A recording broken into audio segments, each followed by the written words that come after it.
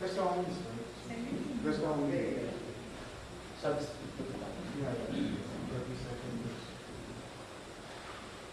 Otherwise, we could use something like if you have other tools, you will have series and other backgrounds. You will see the not exactly.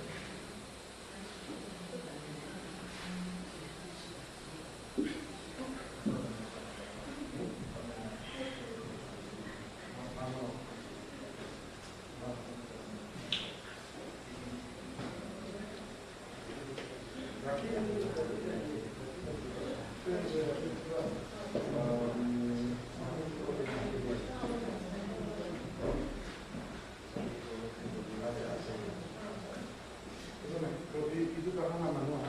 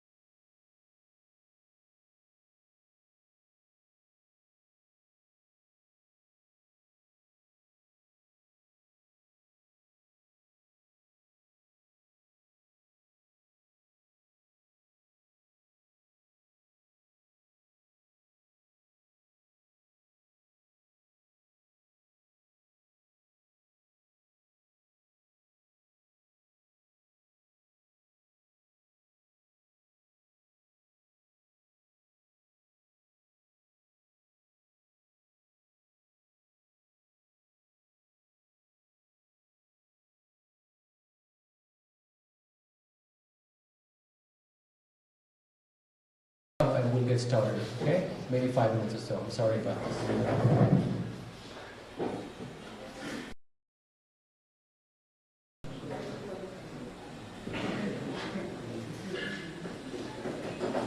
In the meantime, if you have any questions from last 2 days, I'm here to talk about it.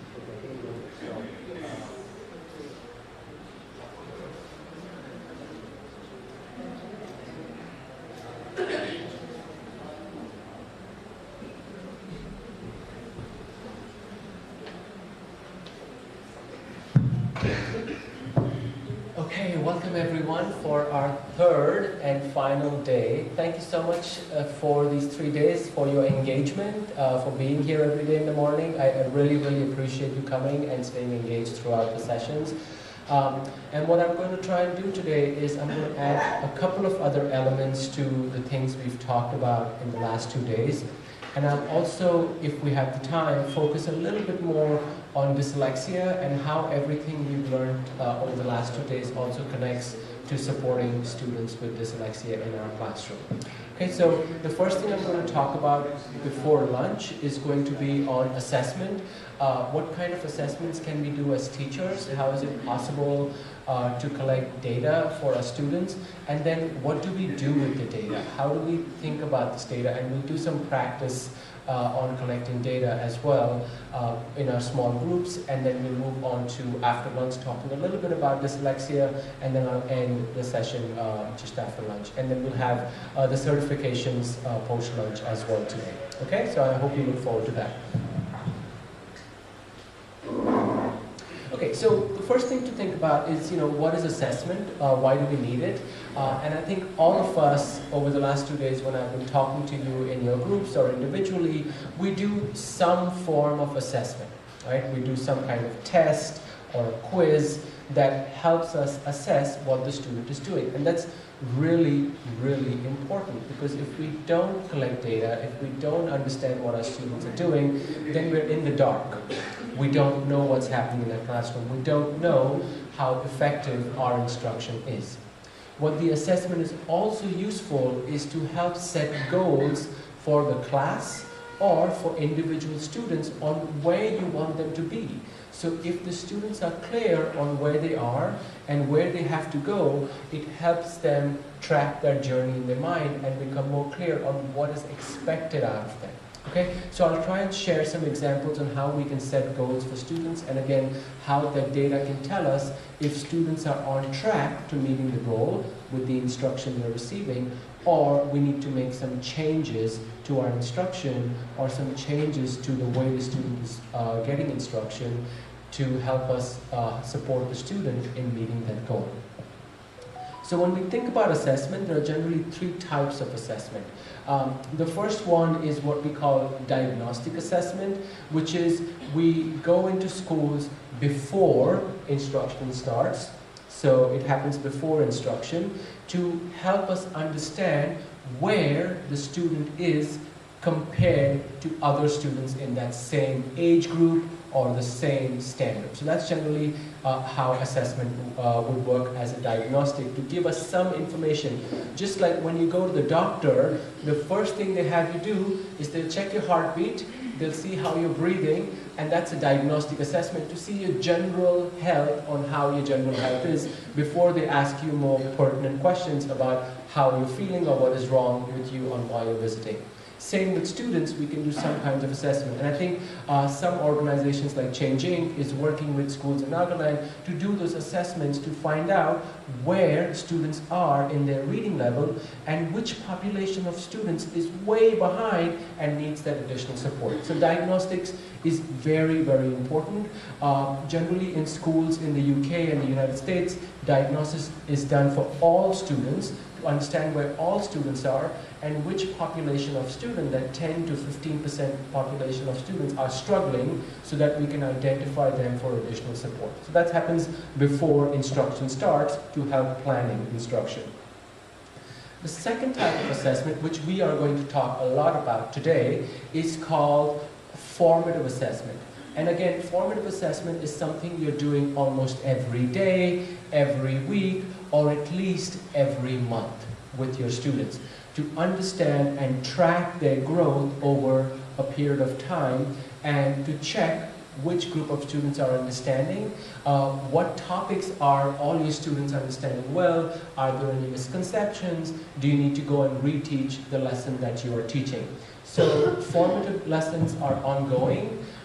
They help you provide continuous feedback to students on their performance, and they inform or guide instruction, which is really, really important. So 2 key things about formative is understanding where your students are, and second is how does it shape your instruction?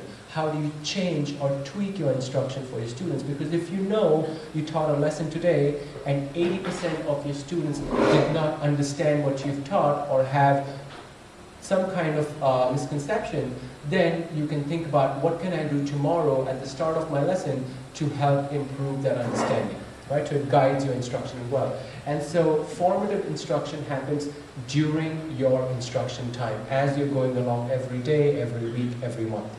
And again, I'll share some examples of how you can do it in a really simple way that is not very time consuming.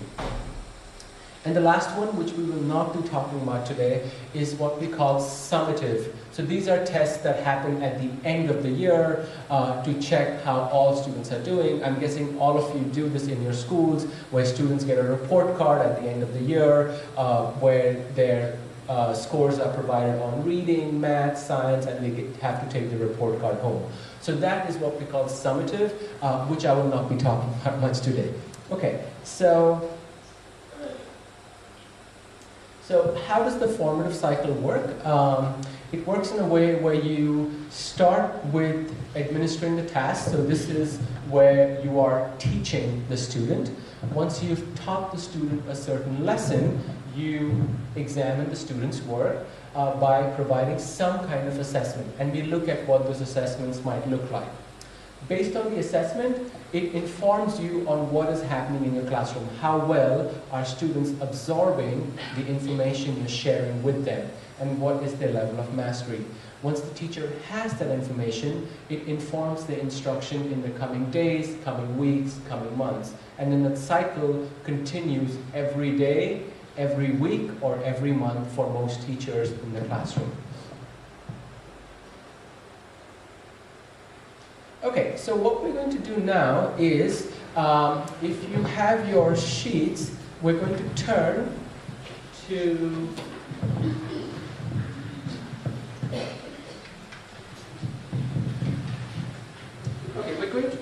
activity 8A on page 20. So what I want you to do, let's say you're a math teacher. I know many of you are not, that's why it's really simple math. So let's say you're a math teacher. Tell me, what is the student's score on this assessment? How many marks would you give the student on this assessment? So they have three tests. So they've learned basically 3-digit additions, and you've given them a test of 3 problems. They've solved the problems, and they've given you the sheet back, and this is their sheet. How many marks is this student getting?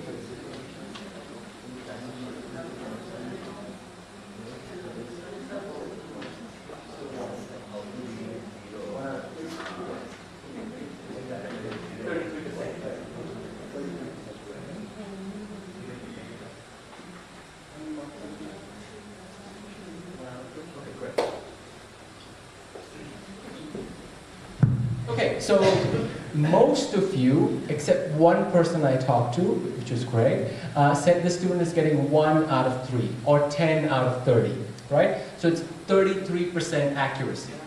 Is that right?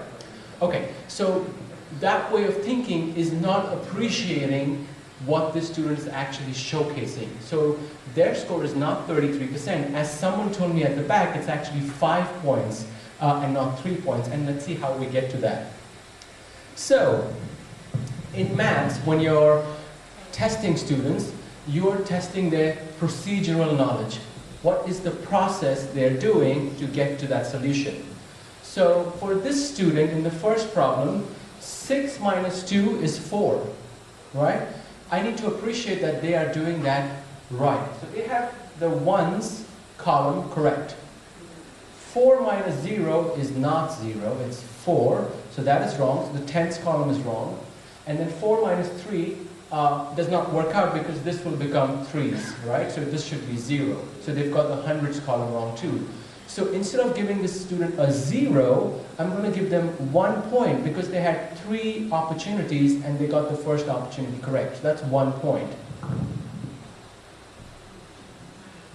In the second problem, again, it's not 1 point. It's 3 points because they've got the ones column right, they've got the tens column right, and they've got the hundreds column right. So 3 opportunities the student had to showcase their learning of subtraction, and they have got those 3 right. So that's 4 points so far.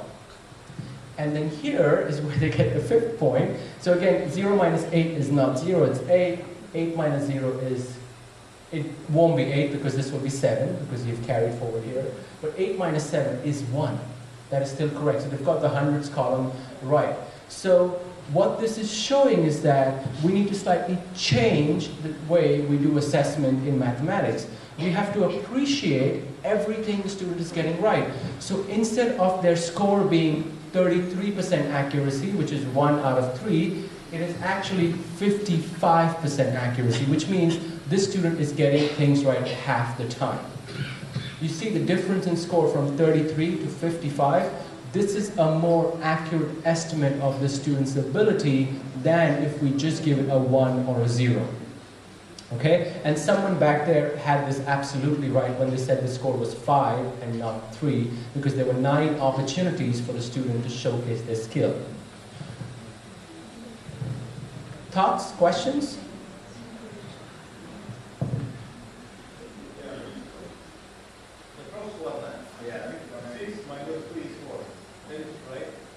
Yes. 4 minus 0 is not 0. That's right. It should be 4. And the third one, 4 minus 3 should be 1. It is correct.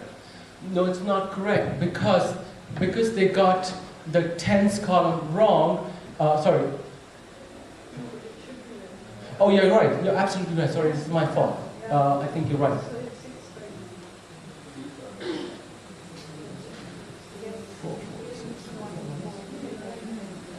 You're right. Sorry, my fault. So thank you for correcting me. You're right. This tells you I'm not the math teacher. So yes, so they would get an additional point here. And you know, if you do this way of thinking, your students might come back to you with just that response, which means they're critically thinking about it too. So it may be that as a teacher you make a mistake, which is totally fine. We all make mistakes. And if a student comes back to you, you again need to appreciate that because the student is critically thinking about it. So what you're telling the students is to think about the process, not the outcome. When you give them a 1 or a 0, you're not focusing on the process, you're focusing on the outcome. The outcome is totally irrelevant sometimes. Because if you have the process right, you're going to get the outcome right. Okay? So thank you again for correcting me. So that would change and give them 6, which would actually take their percentage much higher, which I would guess would be 66% would be the accuracy. So again, going from 33% to 66%, almost doubling their score, which is a more accurate estimate of their scores. So if you're doing math assessments, if you're a math teacher, you can do a variety of different things. And this is what we call math fluency. So let's say you're in primary school in first standard or kindergarten, and you're teaching students basic numbers, counting, 1, 2, 3, 4, up to whatever number you're helping them count. So here, for example, the first problem is missing numbers. It's 3, 4, 5, and what comes after. right? So they have to fill in the blank. You could give them maybe 10 questions, give them 60 seconds to solve it. And timing is also really important, because the faster you can solve math problems, the better your mastery of that problem solving ability. The slower and the more you're struggling, the lower your mastery of that math concept that you're learning. So that's one example. Let's say you're teaching them single digit addition. You've taught them how to add single digit numbers. The next step is to test to see, can they solve multiple different ones and how fast can they do it. Again, when you're marking these, you might want to go with correct digits in each column. So for example, if they're doing 9 plus 3, that score, maximum score will be 2 points. Because there's a ones column, which will be 2, and a tens column, which will be 1. So that answer is 12. So they have 2 chances of getting a point instead of just getting a 1 or a 0. So again, you can give students a series of similar questions on the concept they've learned and test to see how well they're doing. And I'll show you in a few minutes what you can do with the data to track your students' progress over a period of time. So multiple different ways, and again, the focus in math is always on correct digits, on how many digits did they get correct in the right column to showcase their learning of that skill. And again, the speed with which they do it is also important. So this can be a 1-minute assessment or a 2-minute assessment. You can give your entire class at the end of the session or the start of a session where you've taught some skill to test to see how many students have understood it and with what level of mastery. Right? So if most of your students are below 50%, that is telling you that most students are still struggling. They have some idea of that concept, but they're still struggling and may require you to revisit that lesson before you move to the next math concept. Because math is much easier to teach than English or any other languages, because math builds on concepts. So if you know subtraction and addition, you can move to division and multiplication. If you know division and multiplication, then you can move to basic algebra problems. If your foundation is not right, you're never going to get that next level of math concept. So math is much easier because it builds conceptually on one concept over the other. Okay, very good. Now, let's move to activity B. And I'm going to totally leave it up to you to tell me what score is the student giving. I'll give you some guidelines. So this student, let's say, is in the first standard or the second standard. You can pick which one. And this student was given a prompt which was the best birthday I ever had. So you've taught them some writing skills, and at the end of class you've said, okay students, I'm going to give you 3 minutes to write whatever comes to your mind on the topic, the best birthday I ever had. So that's a prompt you're giving all your students, and they have 3 minutes to write as much as they can. And this student has written what this student has written. So what is the score you might give this student? And I'm not going to give you any guidelines on what that score is going to be. I want you to tell me what that score might be, and I'll come and talk about what I think the score might be. Okay? So let's take a few minutes, work with a peer next to you or in your small groups, and decide how many points are you giving the student.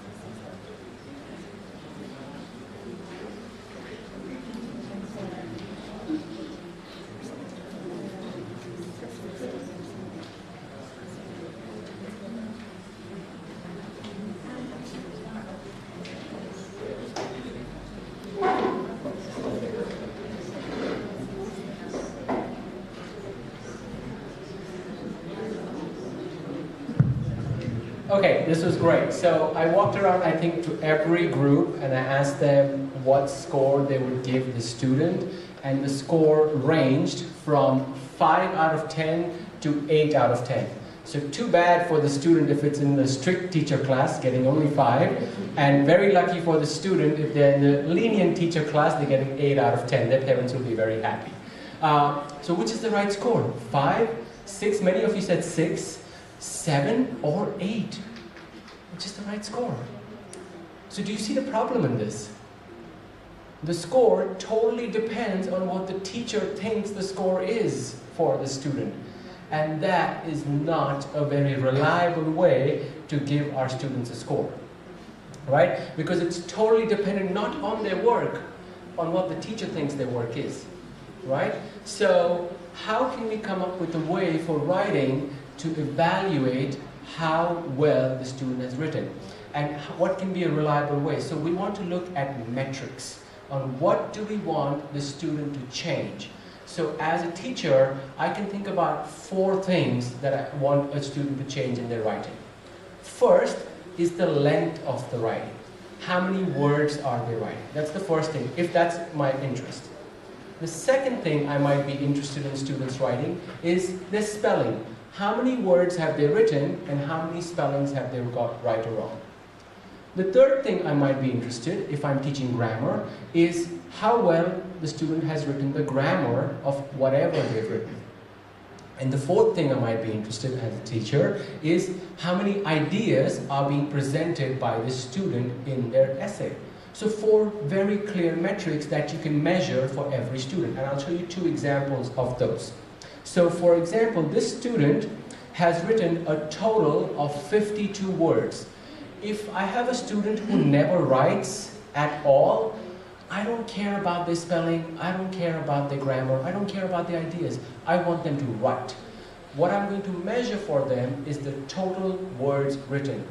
Every time I give them a prompt and I give them 3 minutes to write, I'm going to check to see how many words are they writing. Okay? And I'm going to measure that on a graph to show the student how well they're improving after I give them some feedback. Because I'm guessing after you read the passage, you would have some feedback for the student, right? Like we talked about yesterday on the procedural. So if my interest is to improve the student's stamina in terms of the writing, I'm going to measure total words written.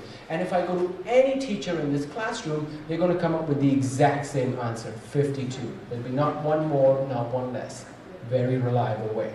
The second thing I might be interested in, let's say my student is writing a lot now, but I want to change the focus because they have too many spelling errors. So now I want to focus on only measuring the student's spelling when they're writing. And I'll tell the student that focus on your spelling when you're writing in that 3 minutes because that's what is really important for me.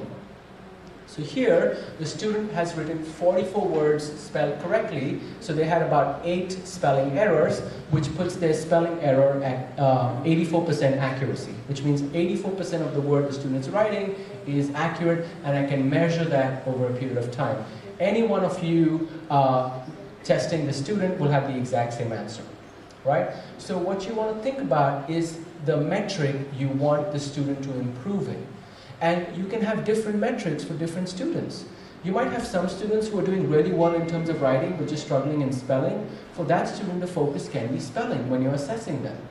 For some students who are not writing at all, the focus can be helping them improve the length of their writing. Okay? So different students can have different focuses.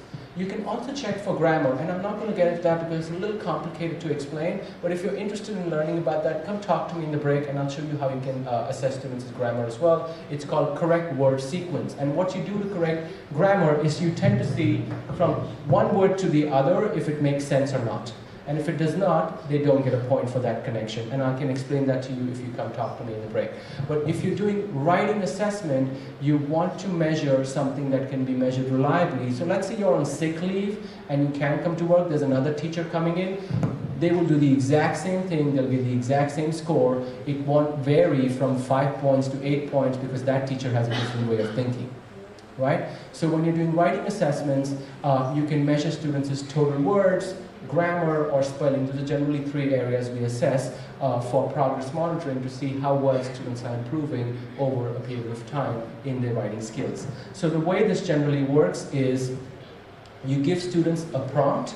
That prompt can be related to the topic you're teaching in your classroom, or it can be a completely unrelated prompt. So for example, the prompts for primary school children are much simpler. So for example, the one prompt that we saw was the best birthday I ever had. Another prompt would be the best part about school is.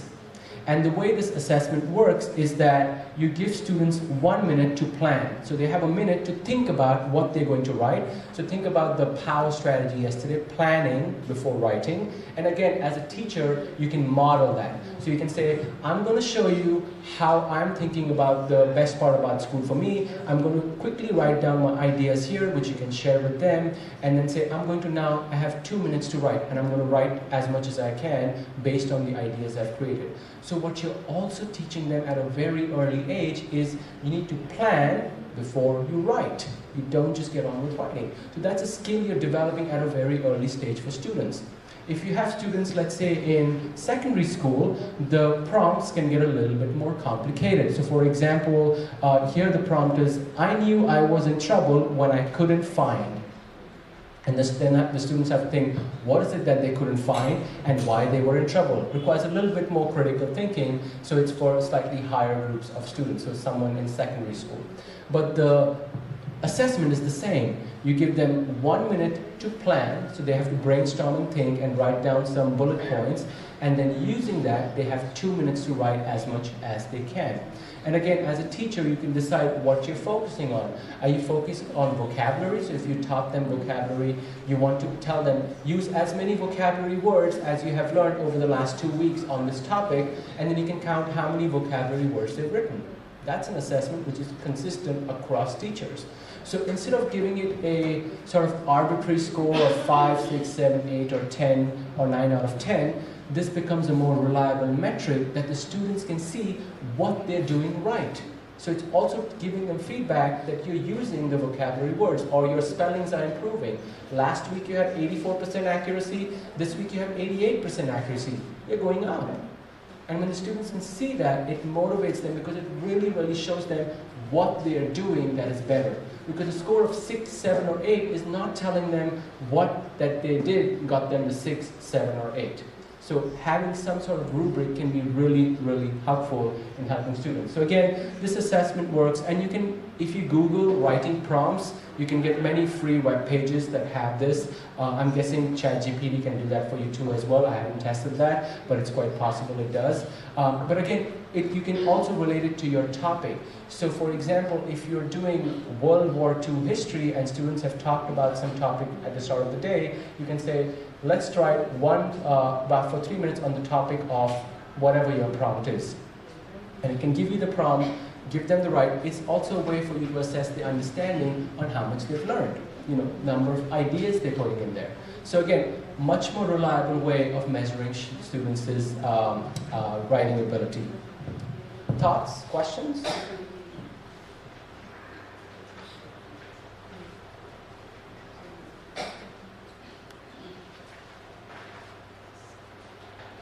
Okay, reading is something a little bit more challenging, and it can vary a lot. I'll show you one which is a reliable way, but you could do reading in many different ways. So for example, if you give students a list of questions at the end of your lesson and you test them on that, that's a score you can calculate. So if you give 3 questions every time, you can calculate the percentage of the accuracy every time at the end of it, and you can note that somewhere. And I'll show you what you can do with the data in a few slides, so I'll get to that.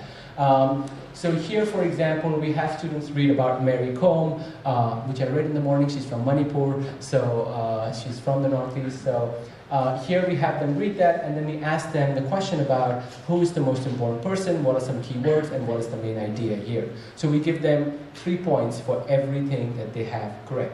For the most important idea, if they have it somewhat well written, we give them half a point instead of a 0 point. And then we track that every time we give that assessment to the student.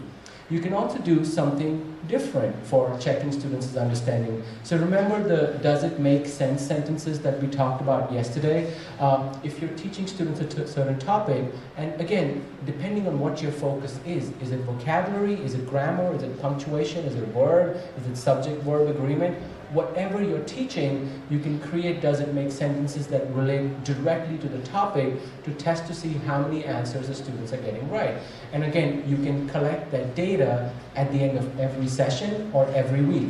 That assessment is probably going to take you 2 minutes or 3 minutes to administer that.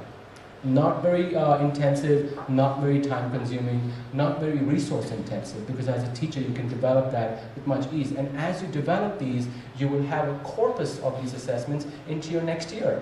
And then you can build on that. So if you're continuing to teach over a period of time, it gets easier and easier over a period of time where all you have to do is make some changes based on any feedback you got from the student or anything that the students completely did not understand. If you're teaching a variety of different vocabulary words, we highly recommend you test their vocabulary like every 2 weeks maybe, not more later. So here, for example, we've taught students a variety of different words, and those are the words we've taught them, and then we give them the meaning of the words and we have them write the word there. You could also do match the following, but match the following has just by chance, they can get maybe 25% correct. If they did not know anything and they just did A, B, C, D, there's a 25% possibility they're going to get it right. This way, there's no chance. They have to know the answer to put it in the right place. So we find this to be a better assessment than match the following or multiple choice questions, where here they have to critically think about what does a particular word mean. So that's an assessment for vocabulary knowledge.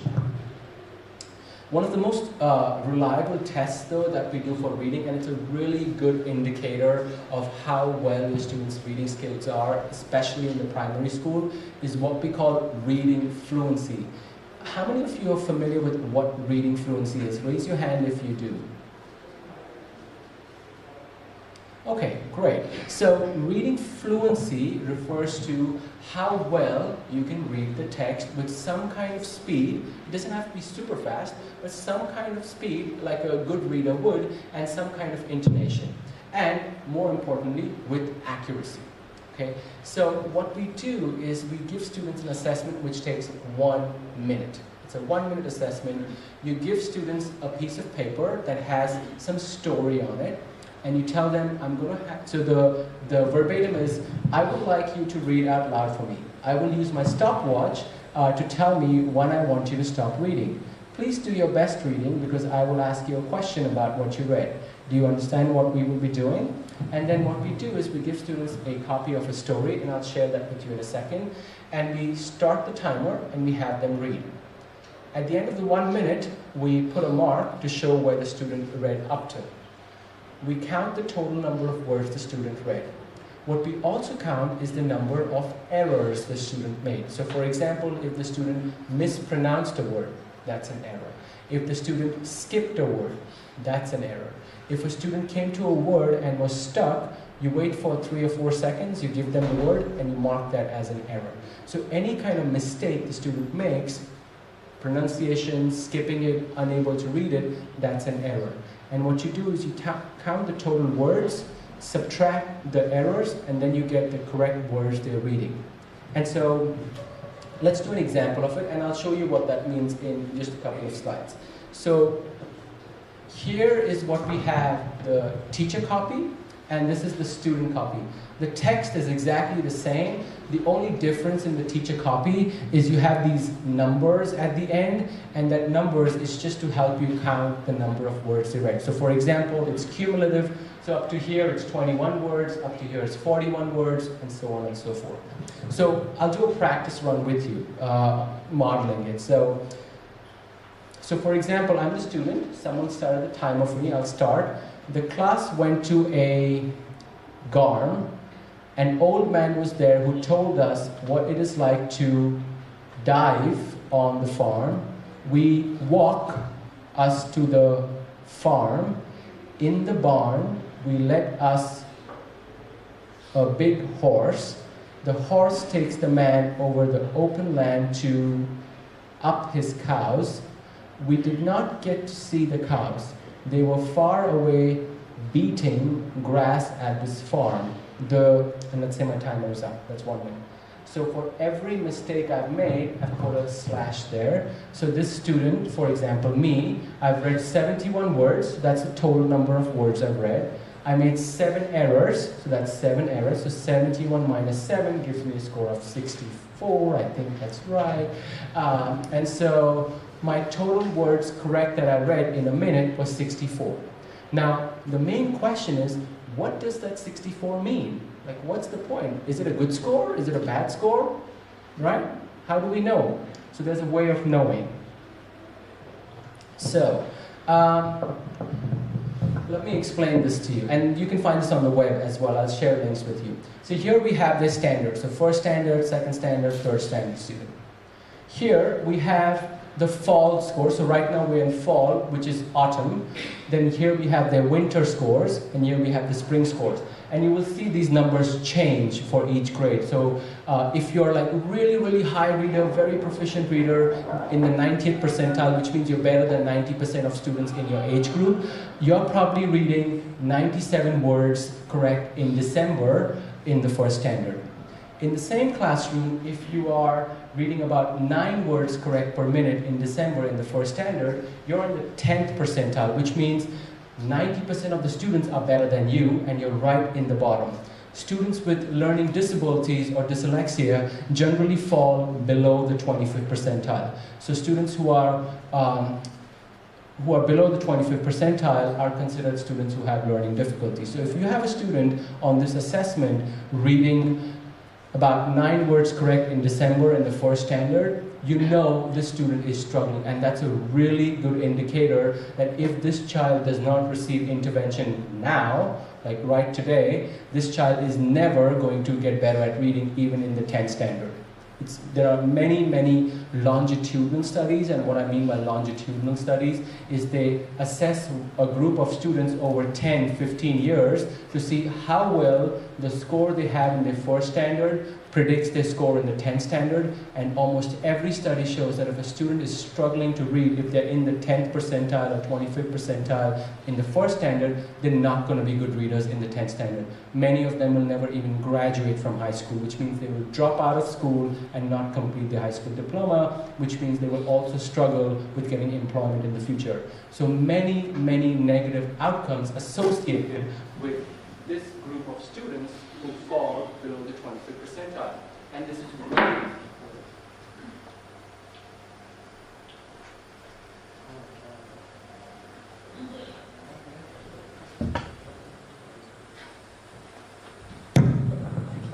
So this is really helpful information for teachers and administrators to understand which group of students requires additional support right in the first standard.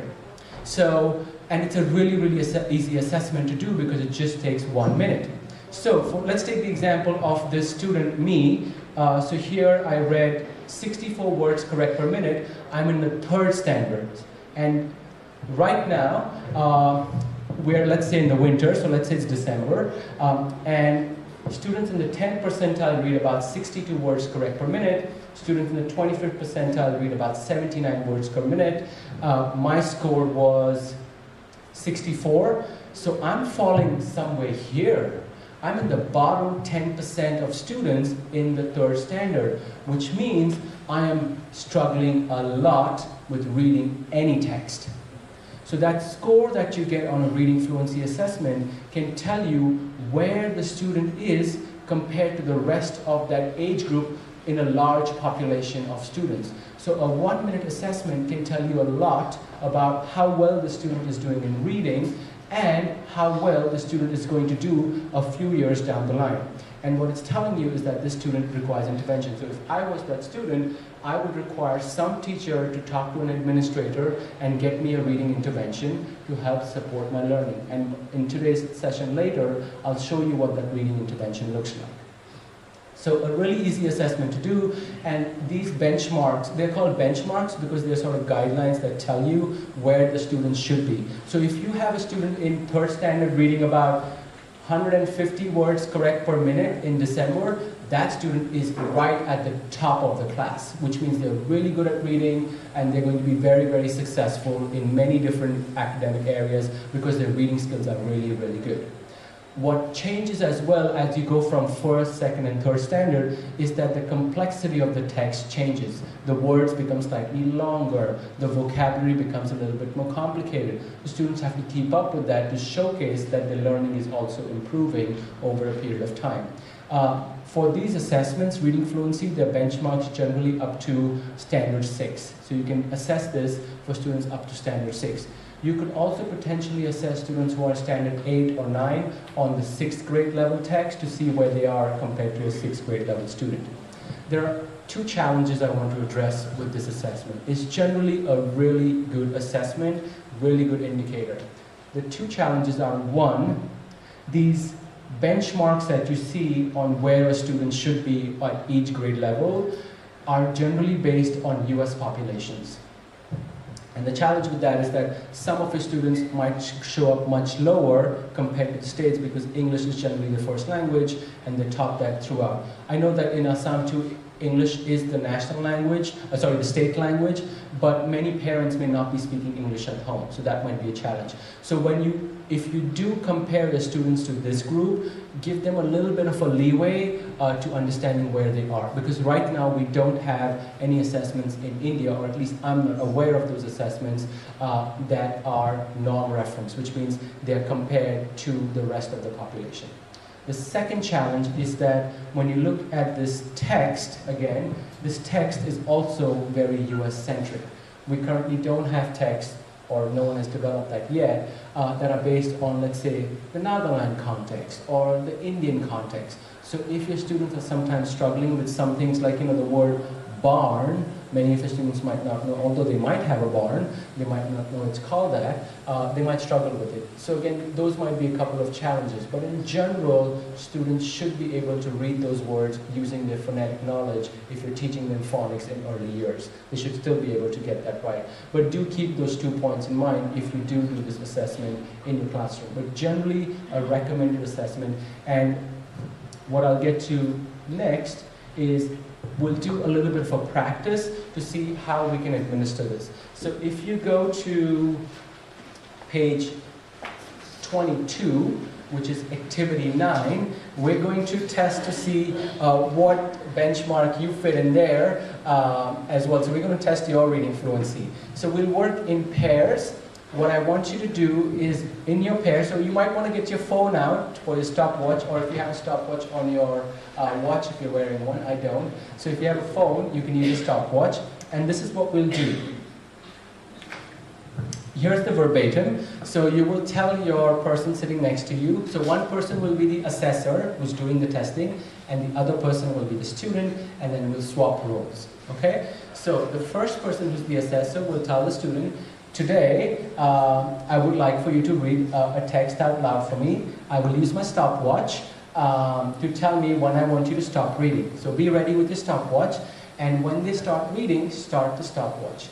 As they are reading the text, follow along, and if they make any mistakes, let's look at 3 mistakes. If they mispronounce a word, if they skip a word, or if they can't say a word, say it for them and mark it as an error. Okay? So 3 errors we're looking for. People who are being students, be students. We're not testing you. We know all of you can read really well. So do make some errors on purpose. Make it a little hard for the assessors. Do read slowly and like a struggling reader if you can. Okay? So don't do your best reading is what I'm trying to tell you. Okay? We're not judging you. And assessors, what I would like for you to do is when your 1 minute is up, ask them to stop.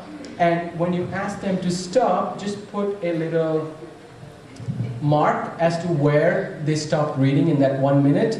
Write the total words, number of errors, and come to a calculation of the fluency, and we'll test to see where each of them are. So, everyone clear what we're doing? Okay, great.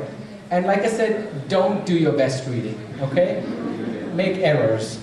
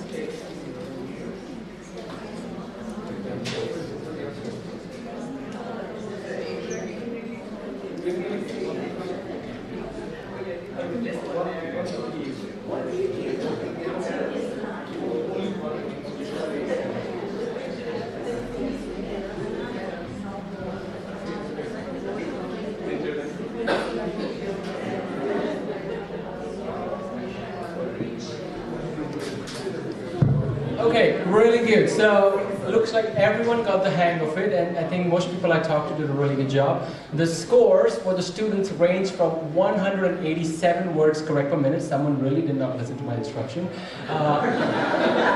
And the lowest score was somewhere around 45 words correct per minute, okay? So that was the range of it. And generally, if you do this test in your class with, let's say, 40 students, you will have a range.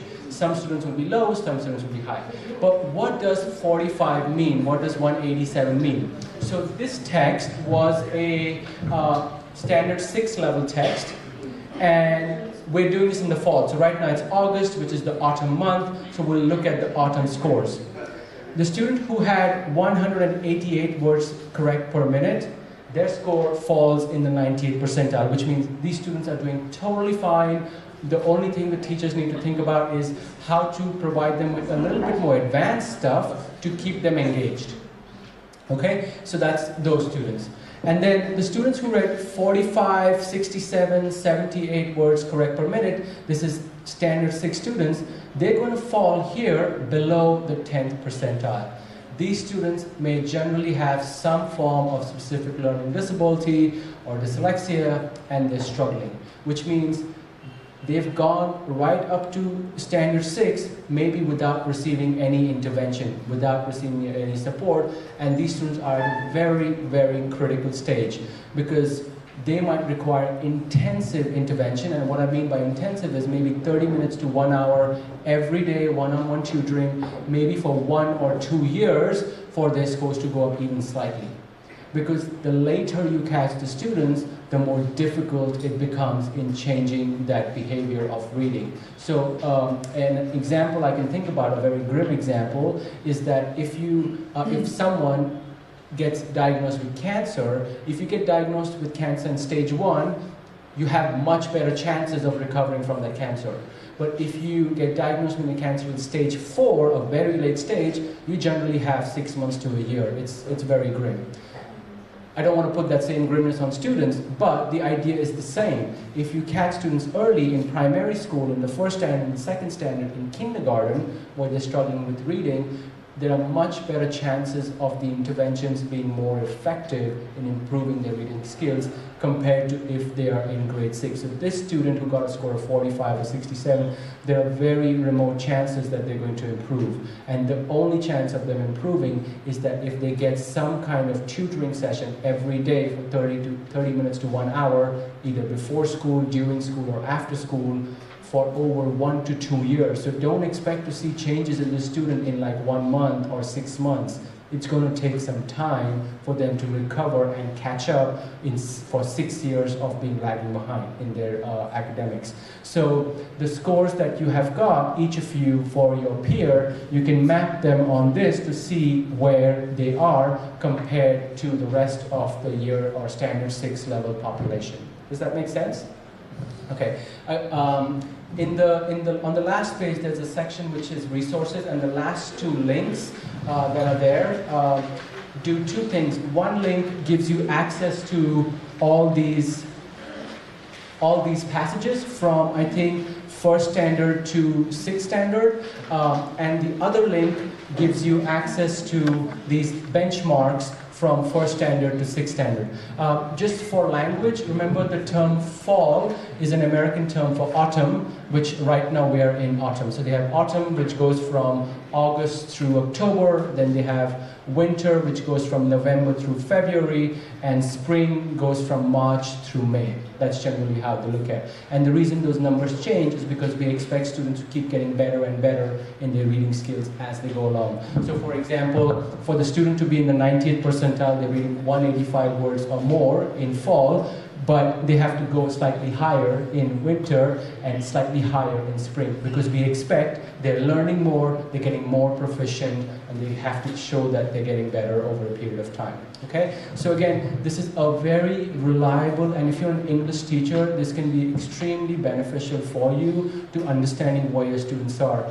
If I was the teacher in the classroom, I might give all my students this assessment at the start of the year. You can do it as a group. You don't have to do it individually. You can give everyone a sheet of paper, explain what you're doing, maybe give an example of modeling on what that looks like, and then sorry, you can do it in a group. You have to do it one-on-one because you have to listen to each student and mark their errors.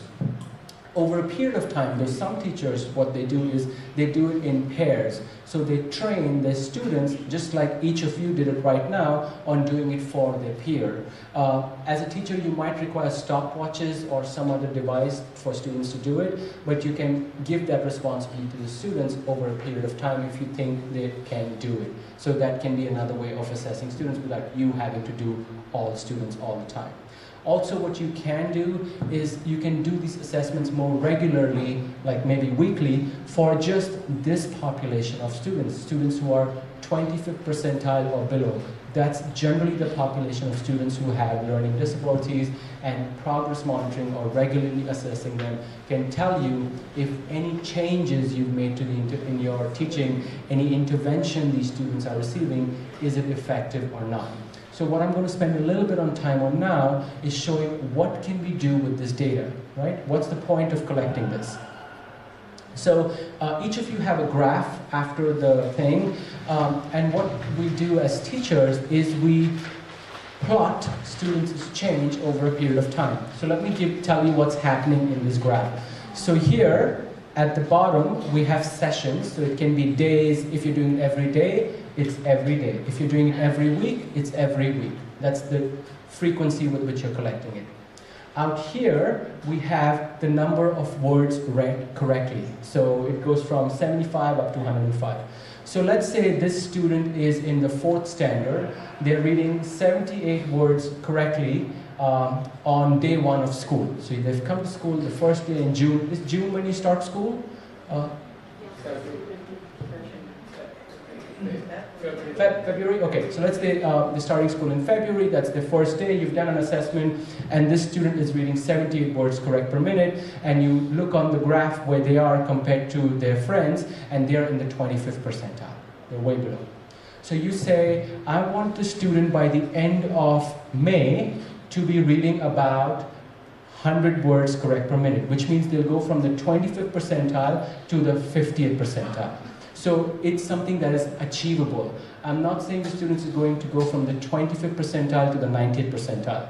That may not be achievable for that student. Slow progress. Remember your SMART goal, the A stands for something that is achievable. So I'll put a goal that I think the student can achieve. Okay, so what do I do next? So the blue dashed line, the blue solid line is sort of the goal, right? So I want the student to go from here to here. That's the goal that you're lining. Each of this black circle is the student's data, let's say every week. So every week, because I know the student is sort of struggling with reading, maybe has a learning disability, I'm giving them some intervention. Every Monday or every Friday or every Wednesday, whatever day of the week you pick, I'm going to give them the same test, maybe with a slightly different passage on fluency. And I will count how many words they're reading correctly. So that's each of this is a data point that you're collecting. You could do it for math, you could do it for writing, you can do it for reading. Same thing, you'll collect that data every week for that student, and then the dotted line is where the student actually is. So this student actually, by the end of the 22nd week, is doing slightly better than we expected them to do. Because you see, the dot line is actually higher than the blue line. There are many benefits of using data.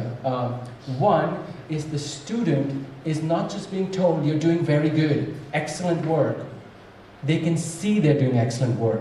They can see that they are making progress and that number of words they're reading correctly is going up. So it's a concrete evidence for the student to see, not just I'm doing good because my teacher is telling me I'm doing good. They can see it for themselves. For the teacher, it becomes helpful as well because this tells them that whatever you're doing with the student, that additional instruction, is really working. I need to keep at it regularly.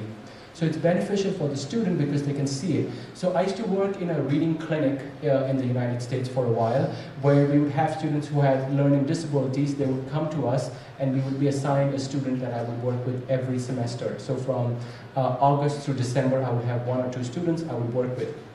This was so exciting for them because they would want to see where they are today compared to where they were yesterday. So it also becomes sort of a motivational thing for them because they can see it.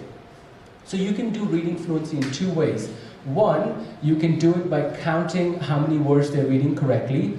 The other way you can also do it is, so someone at the back had, I think, 15 errors. That's a lot of errors in 1 minute. You could also collect data on the number of errors they're making, and you would hope that the number of errors is going down, right? So if they're starting at 15 errors on the first session, you'll say, you know what, we're just going to focus, forget how many words you read correctly, we're just going to focus on the number of errors you're making. So hopefully you will see the number of errors going down. So you can do it either ways. Number of words they're reading correctly or the number of errors. Generally, people focus on the number of words they're reading correctly because we want to get that number up. And reading fluency, like I said yesterday, is really, really important to understanding what you're reading. So if you know the student's reading fluency score, you can guess very well how well they're understanding the text they're reading. So students who are in the 10th, 25th percentile at the bottom of the population, if they're reading slowly, they're also struggling with understanding. And that's just got to do with the mechanics of what we have as a brain. The more you're focusing on decoding and reading each word, the less resources you have into making sense of the word you're reading. So think back to the example of learning to drive a car, where if you're struggling with the gear and the clutch, you're not looking at the word around you and you're not a safe driver on the road.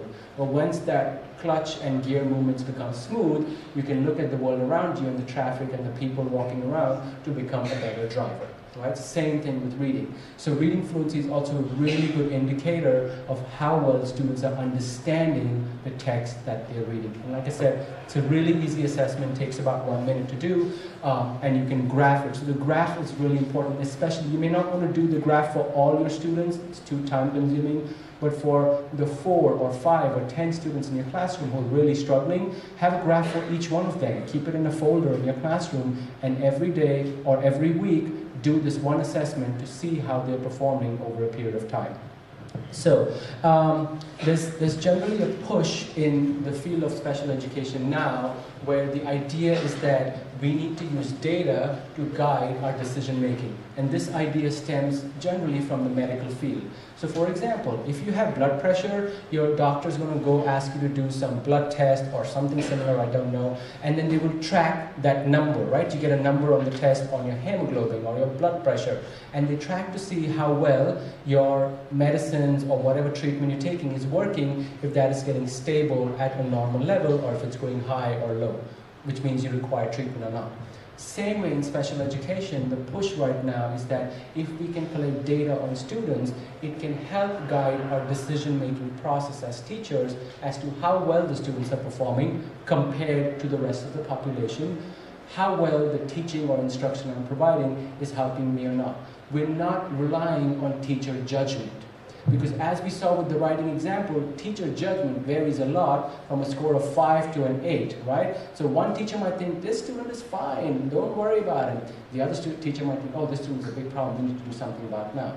So we don't want to rely on teacher judgment. We want to rely on data to tell us what to do, because anyone coming into the role can pick it up and do the same exact thing, and all students can get the support they need instead of waiting for someone to say that this student requires support.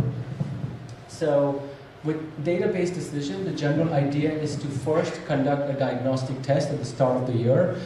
It's what we call screening, where you test all students to see where all students are and which subgroup of students requires additional support in your classroom. The second is you identify the bottom 10 or the bottom 20% of the students, depending on the resources and time and personnel you have, and you provide them with some additional intervention.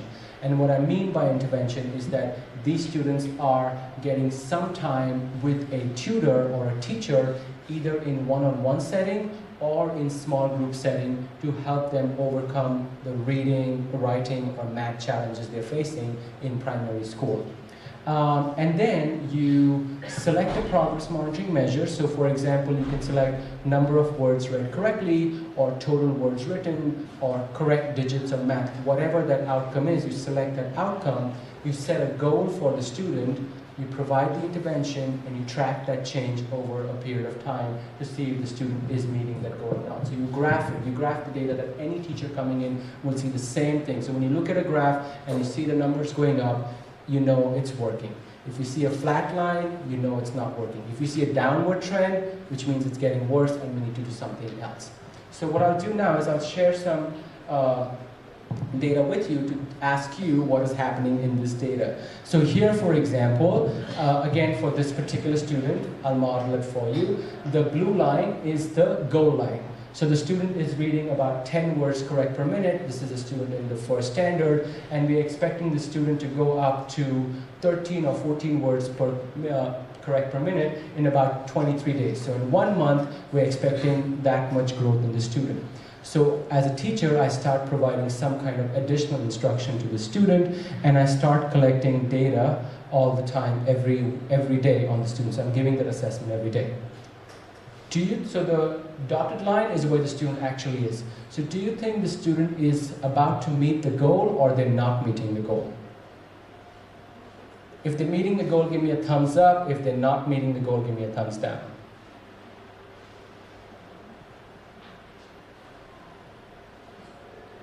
So again, the blue line is where we want the students to be, and the dotted line is where the student is. Are they about to meet their goal or not meet their goal? I see heads nodding, okay. So not meeting the goal, right? Because we expect the student to be up here, but they're down here. And what this is telling me as a teacher is that whatever I'm doing is not very effective. Maybe I need to add something to what I'm doing. Maybe I need to work with the parents to see if the parents can do something at home to support this child, right? Something extra is needed from the teachers or from the caregivers or parents. Okay, let's look at another one. So this is data for Grace, and you're meeting with Grace's family tomorrow, and you've been diligently collecting data after this workshop on Grace because she's in the bottom 10 percentile, and you're tracking her math problem solving. So this is problems correct, so she's struggling with math. At the start of the year, she was doing about just 1 problem correct out of 25 problems that were being presented to her. And your hope was that after 25 weeks, Grace will be doing about 20 to 21 problems correct out of 25 problems presented to her in the math class. And then you start providing an intervention to Grace. What do you think? Is Grace on track? Is she not meeting the goal yet? Or is she meeting the goal?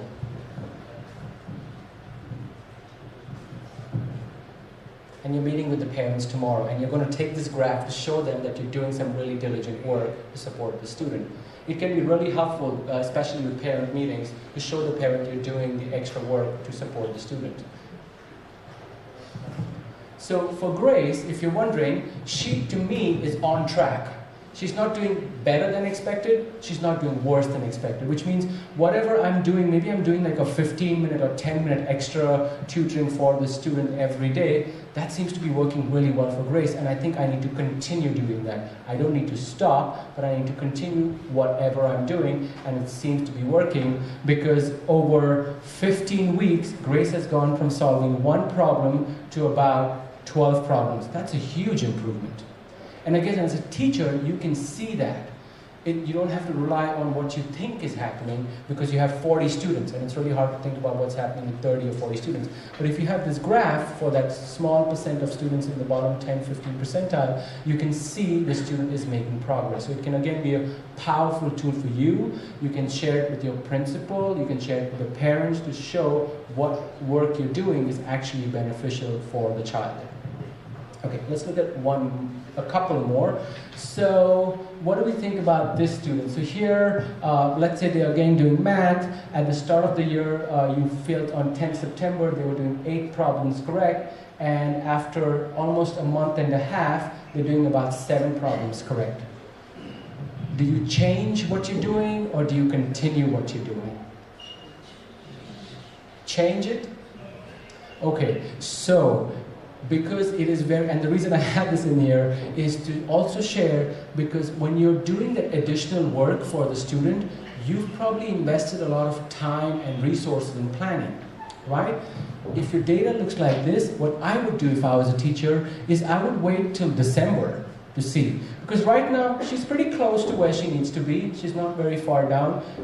Maybe she's had 3 bad weeks. That could be because she was sick. It could be because something's happening with her family. External factors can be influencing it. So I might not change it right away.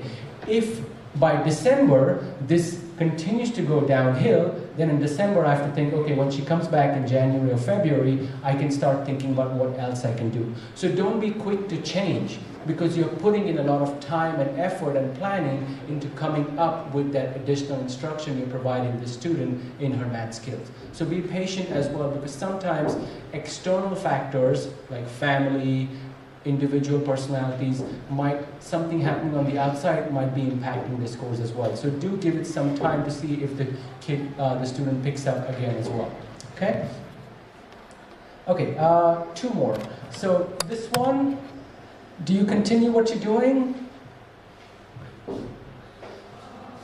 Yes? Okay, so for this one, what I would say is that because the student is clearly already above their goal where they need to be, which means 1, you're right, they have responded really well to the additional instruction you're providing. But what you also want to do now is you want to up the ante, which means if they're reading sort of slightly lower level text, give them a higher level text. If they're doing slightly basic problems, give them the next level of problems. So you can increase the intensity because this student is responding really well to whatever treatment or intervention you're providing. So you want to up the ante as well, because these students are way behind, so you want them to catch up as well. So for this student, yes, continue doing what you're doing, but also add a little bit more complexity in the writing task or the reading task or the math task. I think I have one last one, and then we'll go on break. What about this student? Continue doing what you're doing or change? Absolutely change, because this student was doing fine until November, but after they've come back from their Christmas break, something has gone wrong and they've flatlined. They've just flatlined for like 2 or 3 months.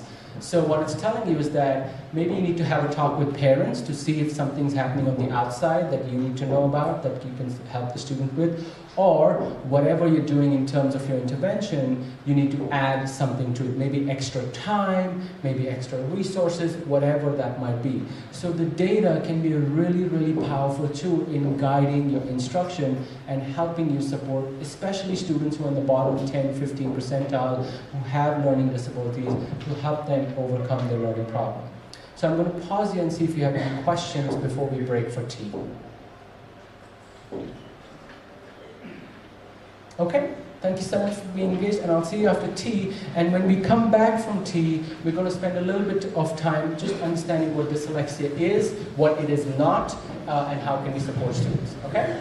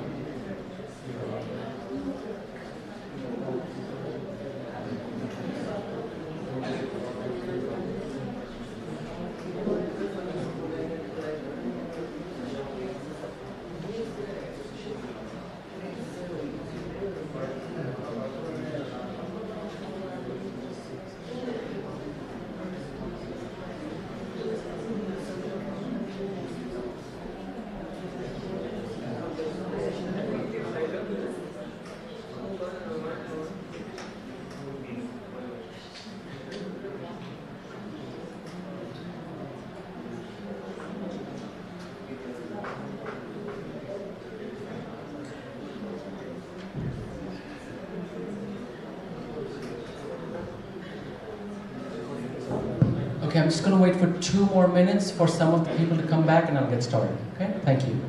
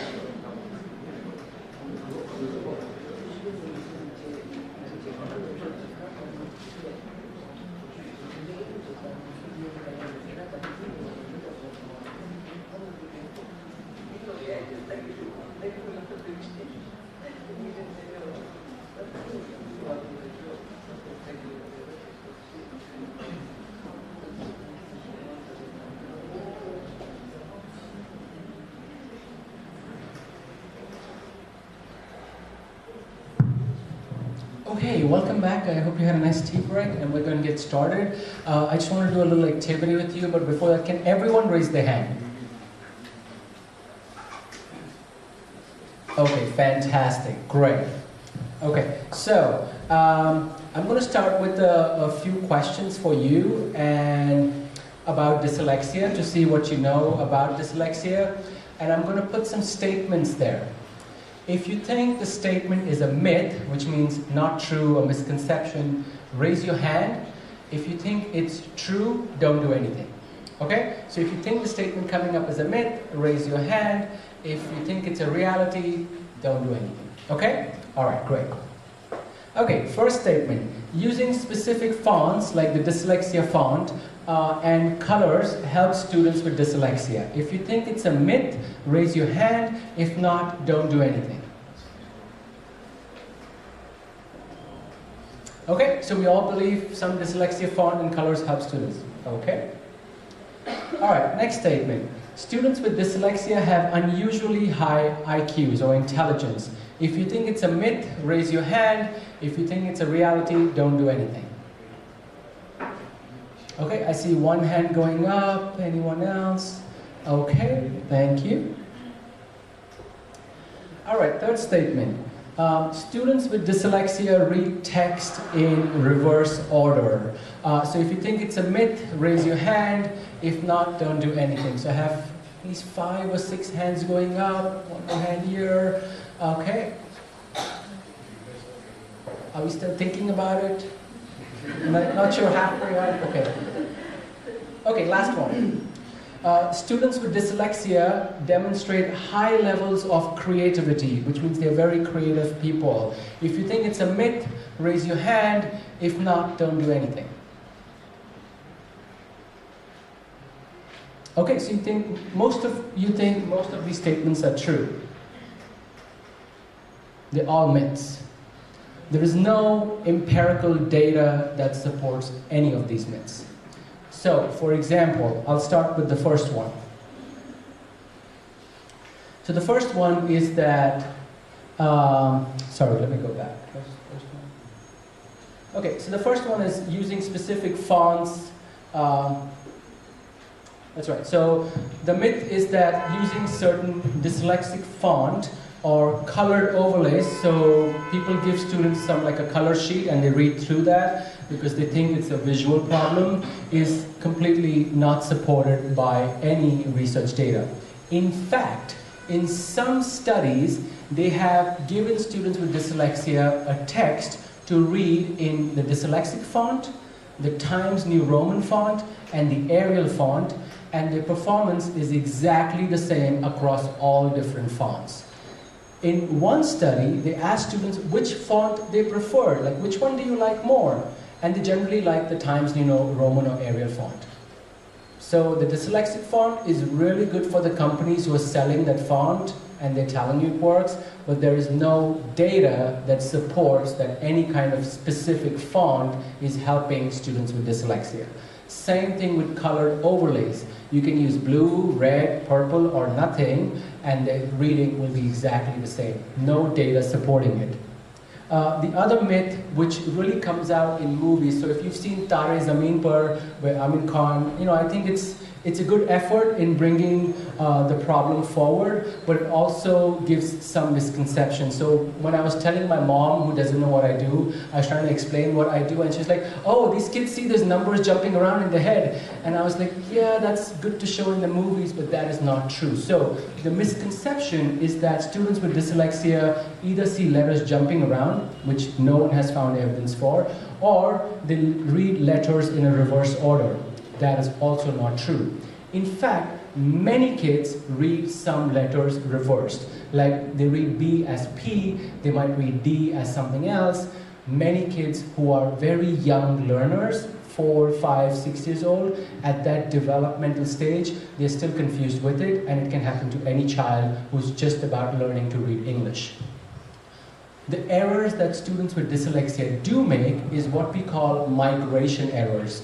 So what they might do is that they might read something like slime as smile. So because they are switching the letter location, their understanding of the text will not be correct. So if they read smile as slime, they might not understand what's happening. So we do see students with dyslexia making migration errors, which means they're migrating the letter from one place to another, leading to a comprehension problem. We do not see or have evidence that they see letters jumping around or that the letters are reversed. So no evidence supporting that. And then the last one I want to talk about is some people talk about students with dyslexia having motor skills deficit, being clumsy, or having high levels of creativity. And generally the examples are, look at some entrepreneurs like Richard Branson or Albert Einstein, they had dyslexia. There was a recent study that looked at a wide range of literature. They had close to 30 or 40 studies that they evaluated, and what they found was that students with dyslexia are no more or no less creative than the rest of the population. Which means some students with dyslexia are creative, others are not. Just like in the general population, some of us are creative, I'm not, and some of us are not. It's just how it is. So having dyslexia has no additional benefit of being more creative. And I want to talk a little bit about this last one because it's really, really problematic. So the reason it's problematic is that if we have a stereotype, right? Does everyone understand what stereotype means? It's like we have a perception of some people are just like this, right? So if you're from South India, everyone expects you like dosa and idli. I don't like dosa and idli. My dad's from South India. It's not a big thing for me. So a stereotype would be, oh, Johnny's dad is from South India. He must like idli and dosa. I don't. It's a stereotype, right? If you create the stereotype that students with dyslexia have this additional benefit of being creative, what that becomes, it becomes a stereotype threat. What that leads to is a whole range of psychological issues that students with dyslexia face. And this is very recent. There are some studies coming out that show if we have this expectation that students with dyslexia are supposed to be creative, and then there are some students with dyslexia like, why am I not creative? There must be some problem with me because I have dyslexia, but I'm not creative, and that can create mental health issues for our children. So these myths, these misconceptions, though they look pretty harmless, can be really harmful for students' psychological, emotional needs because they might think that they have to be a certain way because people say that, and when that prophecy does not come true, they might have issues around their self-confidence that can lead to mental health issues. So first thing I'm highlighting is what dyslexia is not. Okay? It is not an issue with motor skills, it's not a visual issue either. So the question then becomes, what is dyslexia? So there's been a lot of talk about it. There's actually a book which a senior colleague of mine has written called The Dyslexia Debate, because there's a lot of debate about what people think dyslexia is and is not. And I'm sure there are many people out there who might disagree with what I'm saying, so take it with a pinch of salt. But the most recent recommendation, and I have this from 2024, is that I'll tell you that in 3 parts. So first, what is dyslexia? So the definition that's been proposed is dyslexia is a learning disability that involves significant difficulties in reading and spelling single words accurately and with automaticity. And what I mean by automaticity is the fluency of it. So when you do the reading fluency test with a child with dyslexia, the one way you might know this child has dyslexia is that they are reading very slowly and they're making lots of errors when they're reading. They might also make lots of errors when they're writing with their spelling because their reading is so poor. So the first thing and the most core aspect of dyslexia is that an individual, a child, is struggling with reading individual words and spelling individual words. And this is something everyone agrees upon. There's no debate about this. Okay? So that's the first part. The second part is that these difficulties are observed despite the provision of generally effective reading instruction and supplemental interventions. So what that means is that, let's say you have a child coming from a small village into your classroom and they cannot read what you're sharing them. The one thing you have to ask yourself is, has this child already received some instruction in reading English? If they have not ever received any instruction in reading English, we can't expect them to read. So they don't have dyslexia, they just have not received instruction. But if a child has received instruction for 1 year, for 2 years, and they are still struggling to read, then that can be an indicator of dyslexia. So it's not just the first part, but the second component becomes very, very important to know, has this child received some kind of reading or phonics instruction for a time, and they're still struggling to read. That's the second part. And then the final part is that word reading and spelling difficulties in dyslexia are often associated with difficulties in phonological processing. But dyslexia is not identified when reading difficulties are the result of second language learning and problems with vision or hearing or intellectual disability.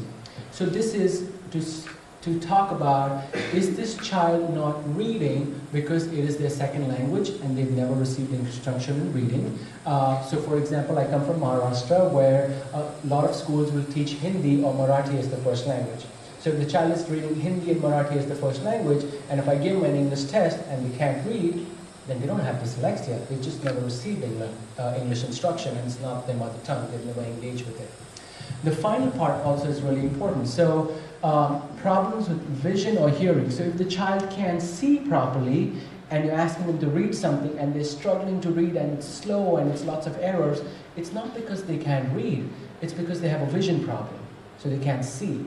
What needs to be corrected is their vision. In fact, in the UK, there's been a huge drive of testing all kids for vision in the first and second standard. And the government pays for children to go and get tested, and if they need corrective glasses, the government pays for it. So there's a lot of funding and budget for it, because the idea is that if they can't see, it's an easy fix. You go to an optician, you measure your sight, you get corrective glasses, and then you can read.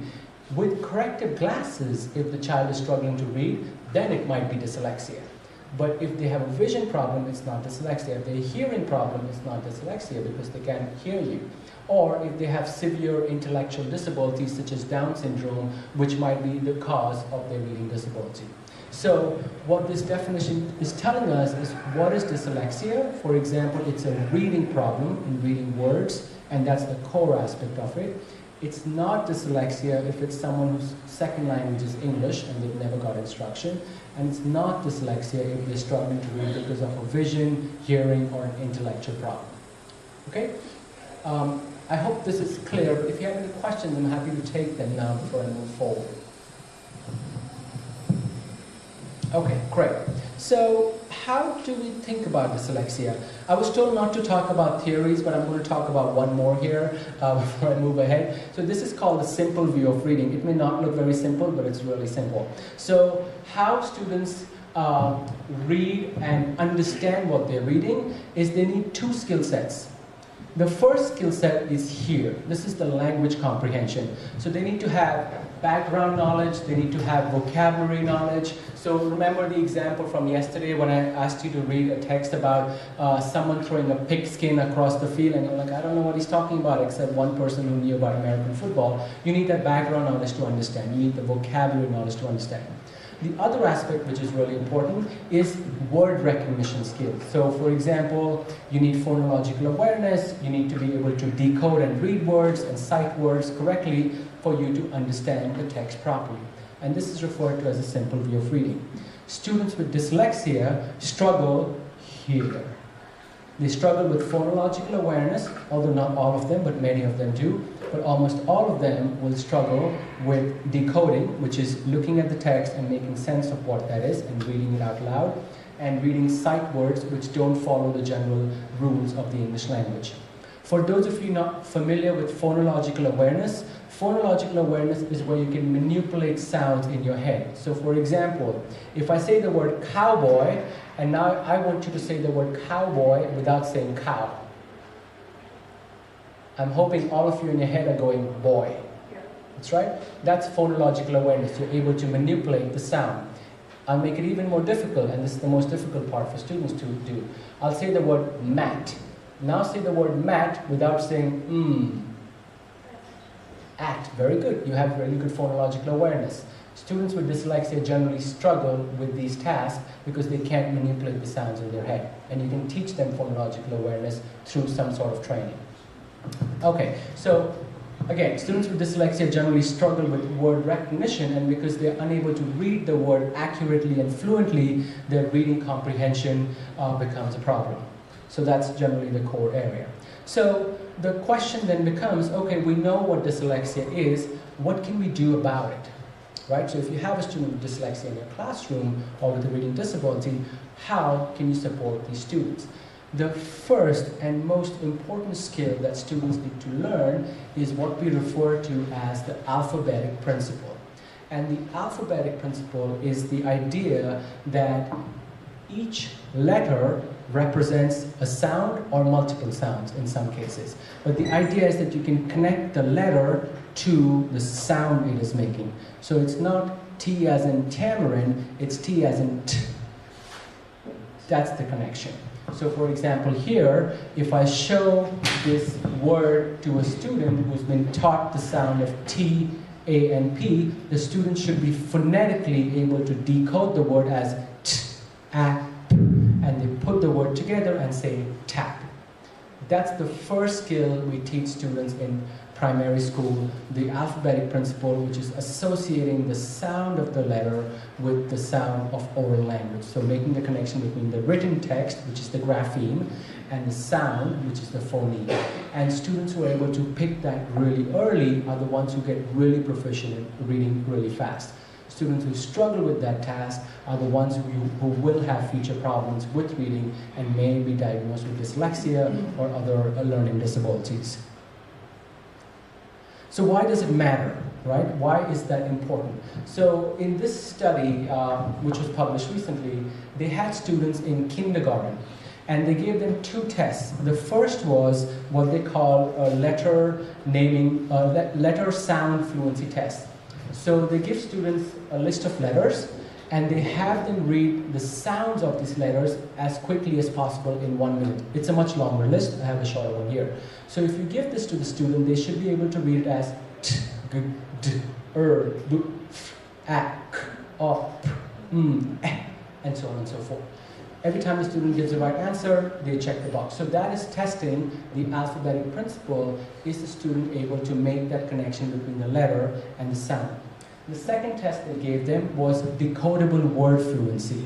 So decodable words are words where you use rules of the English language which apply and decode them as quickly as possible. So all these words here are a list of decodable words that they show to the students, and they read it as quickly as possible. So what are these graphs here? So spring in the first semester. So in their kindergarten year, at the start of the semester, sometime in sometime in April or March, at the end of their first year kindergarten, they test a group of students. This group of students here are doing really well. They're the high performers, the 90th percentile. This group of students here are about the 50th percentile, just average. And this group of students here are in the bottom 25th percentile, so really low. What you're seeing here is that this group of students is never catching up with this other group after 8 spring assessments. Same here. In fact, if you look at the word reading fluency, that group is much lower, and look at this group going much higher. Once a student can make sense of the alphabetic principle, once they understand that, reading becomes much, much easier, and you can see the growth for students who are in the higher percentile compared to students who are in the bottom percentile. There's very little growth happening for these students because they have not understood or learned the alphabetic principle. So it's a really important skill for students to learn in their kindergarten, in their first standard and second standard. If they're not picking it up, these are the students that require additional intervention on phonics instruction to support their learning. So what is phonics then? I'm guessing anyone here familiar with phonics? I'm hoping that some people are. Okay, yes, I see some hands going up hesitantly, so great. So the most recommended method in teaching all students to learn the English language is to teach them the phonics way. So what is the phonics way?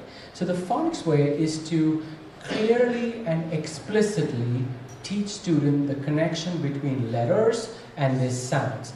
It can be individual letters, so I'll show you the sequence that is generally recommended in a bit, where you start with individual letters, like you start with letters that have the most regular sounds like T, D, B, P. They generally have regular sounds in most words. And you start with short vowel sounds, like the A sound in tap. So if I go back in this list, for example here, the A sound is always the short sound if it's a consonant, vowel, consonant word. CVC word is what they're calling. So bat, mat will have the same short A sound. So you teach those basic skills to start with students, and I'll show you the sequence. So here's an example of a lesson we've developed for primary school students. So here we're teaching, so these are for grade, standard 3, 4, and 5 students who are struggling to read. We're teaching them that AY and AI make the same sound, which is A, as in pay or as in pain. We explicitly show that to students, and then we have them read a list of words that have the same sound in it. We also provide imagery, and the reason for imagery is that if students understand the meaning of the word, which is the semantics, they're better able to decode the word. So if you know the meaning of a certain word, it becomes easier for you to decode the word. What we also have students do is a bit of writing, and it becomes a spelling check too. So students go through this list, it's a much longer list, of all these words. They say it out loud, the teacher gives feedback, then they look at the word day, they cover it, they write the spelling, and they check to see if they got the spelling right. And this is an evidence-based practice for teaching spelling, which is called cover, copy, compare. So you look at the word, you cover it, you try to write the spelling, and then you compare it. So cover, copy it, and then compare to see if you got it right. If not, do it again. So given that students with dyslexia also struggle a lot with spelling, this instruction taps into both their decoding skills and the spelling skill at the same time. So that's an example of an explicit lesson in teaching students to read words. So for example, I'll read the verbatim to you. Say, today we're going to practice reading a list of words. These words have a group of letters that make the same sounds in many words. The letters say AY, A as in pay. What sounds do the letters AY make together? This is guided practice, and the students will say A. And then once students get the hang of it, they do independent practice by reading the list of words. So again, using the explicit instructional framework to explicitly teach the association between some letters and sounds that these letters make. So why again is it important to teach in the phonics way? So the reason I have these two words up here is there was a really interesting study done a few years ago where the researchers wanted to test that if you just taught them the whole word, which is what I learned when I was in school, where you just show them the whole word and they have to sort of memorize it every time. So these researchers, what they did is they took a group of kindergarten students who had no literacy skills. So they tested them to see which students had no literacy skills, they'd never learned to read English. They showed them a picture that had the letter FAT and they said fat. They showed them a picture of the letters BAT and it said bat. So students were visually looking at what you're seeing and they knew this sequence of pictures is fat and that sequence is bat. And then they tested them to see if they could recall fat and bad. So after a while, next day they come and say, what is this? Fat, very good. What is this? Bad, very good. So they were able to map onto the word really good. Then what the researchers did is they showed them slightly different words. Almost all students in the study, I think there were 80 students in the sample, did not get that right. They could not transfer the skill because they've not been taught phonetically that the letter F makes a sound F, the letter A makes a sound A, and the letter T makes a sound T. When you teach the alphabetic principle, students can become independent learners and read the text on their own because they know what the letter sound association is. If you only teach the whole language way, which you just show words and keep showing a series of words until students master it, then they cannot transfer that skill. And that's what these researchers proved. They went back and got another group of students who had no literacy skill, and they taught them the alphabetic principle. Almost every student could transfer reading fat to fun and bat to bun, because these students knew the letter sound association, not what each individual word looked like. So it's a sheet of paper where they read a list of words to showcase their mastery of it. If they're struggling, they can go back to the phonetic reading where they read each individual sound and then blend the word together. And what I mean by that is a student might do this. At, cat. At, hat. Because they know the sound each letter makes, they can sound it out and then combine it together. So what I'm going to show you next is my son's example, because he had parents who were totally convinced by phonics, and hopefully you can hear it. So let me try this out. And here my son is about 3 years old.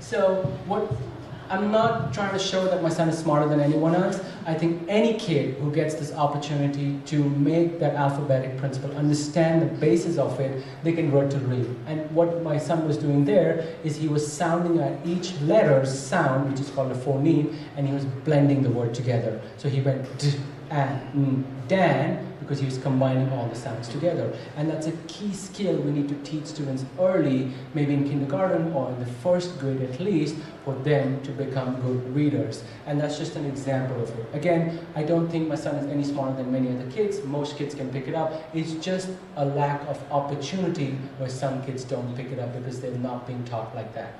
So a lot of evidence, personal and research-based, to support this method of teaching students. And this works extremely well for students who have dyslexia as a method to help improve their reading skills.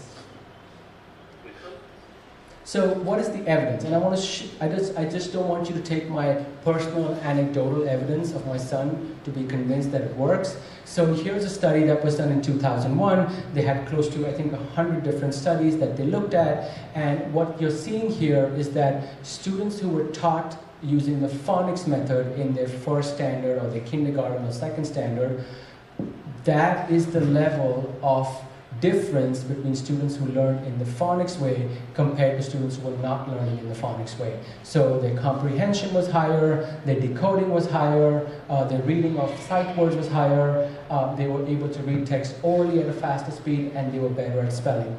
And to make sense of this, in education research, anything that is 0.2 or above is considered very, very important, which means it's significant difference, a really meaningful difference between students who are being taught using the phonics method compared to those who were not.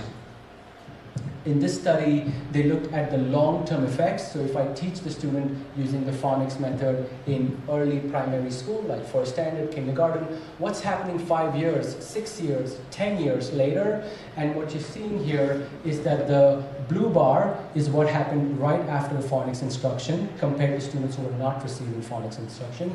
And the yellow or orange bar, sorry, I'm colorblind partially, so orange bar here is showing what's happening 1 year or 2 years or 3 years compared to students who were not receiving phonics instruction. So on almost every metric of reading skills and spelling, they're better. Comprehension, there was not much difference in the later years, which was interesting to see. But in general, what they find is that teaching phonics is beneficial for students in the long run because it helps them become independent readers, because they know how to sound out each letter's sound and make that connection to reading unknown words that has not been taught to them.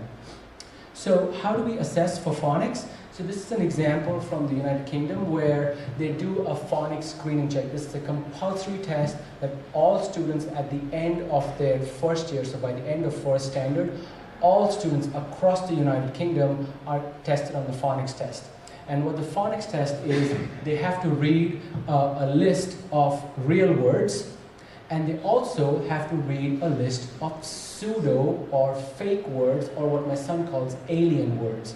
And the reason they do this test is because sometimes kids can read from memory. So just because they have seen the word before, so for example, if you give a child with dyslexia a book to read and you read it many times with them, they memorize the text. And so next time you give them a book and say, independently read it, son, and he'll read it through memory. He's not decoding the text. So the pseudo words is helping the student to showcase the skill of the alphabetic principle. So for example, if the kid had to read this word, they would go ben, do, ax, dax. So they will use that alphabetic principle to read the pseudo words. And it's a really good assessment to check how good students are reading, because they're not reading from memory, because these words don't exist in books. So it's a good way to test students. The one thing I just wanted to be cautious about is, should we teach nonsense words? And the general recommendation is you should not teach nonsense words. And there are a few reasons for that. One reason is just not good use of instructional time. If you have time with the students, teach them real words so they can learn. The second is that young kids might get confused whether these are real words or not. So it can be a problem. But it's a really good way to assess students. So if you're doing an assessment, like a 1-minute test or a 30-second test, that can be a good indicator of how well students are applying the alphabetic principle you have taught them through phonics instruction. So good test, but not to be taught.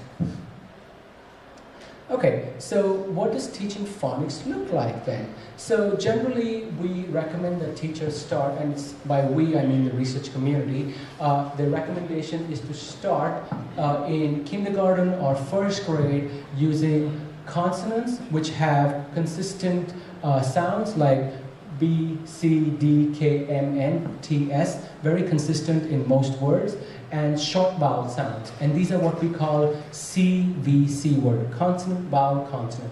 And almost 80% of these words follow the same format. So very high percentage of words students. So once you teach them the basic skill of what these sounds are, they can read a list of words that you've never taught them just by using the knowledge of that letter sound association. As students get the mastery of it, you move to slightly more complex sounds. It's what they call digraphs. So this is generally taught in the first standard or second standard in the UK. Digraphs are where two letters like ch, sh come together to make one sound. So teaching them that explicitly. And as they grow and progress, and depending on their development level, you get to slightly more complex tasks, moving into slightly even more complex tasks, such as how the R changes the word, silent letters, and hard and soft sounds for the same letter. So the complexity keeps increasing, but you start at the most fundamental level and progressively teach the phonics instruction. And this is what's generally referred to as systematic phonics instruction, which means you have a system and you follow that sequence of systems, just like you would teach math, right? You teach counting numbers, then single digit addition, then subtraction. There's a method to it because you're building on the knowledge. The same way in reading, you can have a systematic approach to helping students learn to read, and that can be an effective way. Especially if you have students with dyslexia or reading difficulties in your classroom, this is a great method to start instruction for them. What you can also do is when you're teaching these sounds, you can do additional activities. So for example, remember the lesson I was showing you about where they teach students the AY and the AI sound? Now, we don't just want students to read independent words because that's not how reading happens, right? Reading is always happening in what we call connected text, where there's a series of words that make a sentence, and then a series of sentences that makes a paragraph, and then a series of paragraphs that make a story, right? That's how reading happens. So what we do here is that once students have mastered reading the list of words, we first have them read these sentences silently and underline where they see the AY or AI letters appearing. And next, when they've identified that, we have them read the sentences. If they need support with reading some other words, we give them that support. But the idea is that they should get all the AY and AI sounded words correctly to show that they have mastered the skill of understanding that AY and AI make the same sound, which is the A sound. So an additional activity to help boost their confidence. But you know, reading activities don't have to be boring and very paper and pen all the time. They can be fun too. So there's a website which I have in the resource page on the last page. It's called the fcrr.org. This is in the United States. It's called the Florida State Reading Research Center, and they have an amazing plethora of resources for teachers to use. So I'll share some examples here from their website. So the first one is students are shown pictures. So here you're developing their phonological awareness. You can see this activity has no words or letters. So phonological awareness does not require the use of letters and letters. It's only working with sounds. So here, you give the students a series of pictures and say, separate all the words that start with the sound A, separate all the words that start with the sound B, and then separate all the words that pictures that start with the sound K. And so students look at the picture and say, oh, this is camera. Camera starts with K. They're developing phonological awareness. There's no text, there's no written word, it's just a picture. So they're developing that phonological skill to identify the initial or the first sound of the word to showcase the development of phonological awareness. Here's another task where you can include reading and phonics, writing and phonics at the same time. So let's say you've taught the students all the different short vowel sounds, and you give them this star and say, make as many words as you can that make sense. So they go d, a, g, dag doesn't make any sense, d, e, g, dag doesn't make any sense, d, e, g, dig makes sense. Let's write that down. So students are also doing some writing practice. So writing instruction does not have to wait till they're in the second or third or fourth standard. It can start right in their kindergarten or their first standard where they're doing some really basic word writing skills, right? Not writing sentences here, but getting into the habit of writing. So combining reading and writing instruction at the same time. Here's another activity from that same website. So let's say students have learned the short vowel sound, a, and but what we're now teaching them is a sort of higher level skill is that when we add a silent E to the end of the word, that short vowel sound becomes a long vowel sound. So for example here, at, where the sound of A is a, changes to the long vowel sound A, becomes 8. Plan, where the short vowel sound is a again, becomes plain. So we're teaching them when you add that silent E, how the sound of the letter changes from short to long. What we also teach them, and remember I talked about non-examples yesterday when we were doing the vocabulary instruction. What you also want to teach students is when this does not work. So for example, rub does not become rube because there is no word like rube. So you also want them to identify when this rule does not apply. Because English is complicated, where one rule may not apply 100% of the time. But these rules apply most of the times to help students get the basic hang of reading the text. And here's the last one. This is for maybe standard 2 or standard 3 students where you're teaching them syllables. So you give them 2 different sheets of paper and they have to combine them together to make a real word. So and you can print these out. It's a really good website. Everything's out there. All you need is access to a printer if you do have one, or you could do it through a computer or a projector if you have one, where you can print these, cut them out, and have students do an activity where they're combining different parts of the word to show how syllables work, once you've taught them that skill. So many different fun activities. What you can also do is have students read decodable books. Bob's Books has been around since the 1960s or 70s, I think. It's a really cool book series.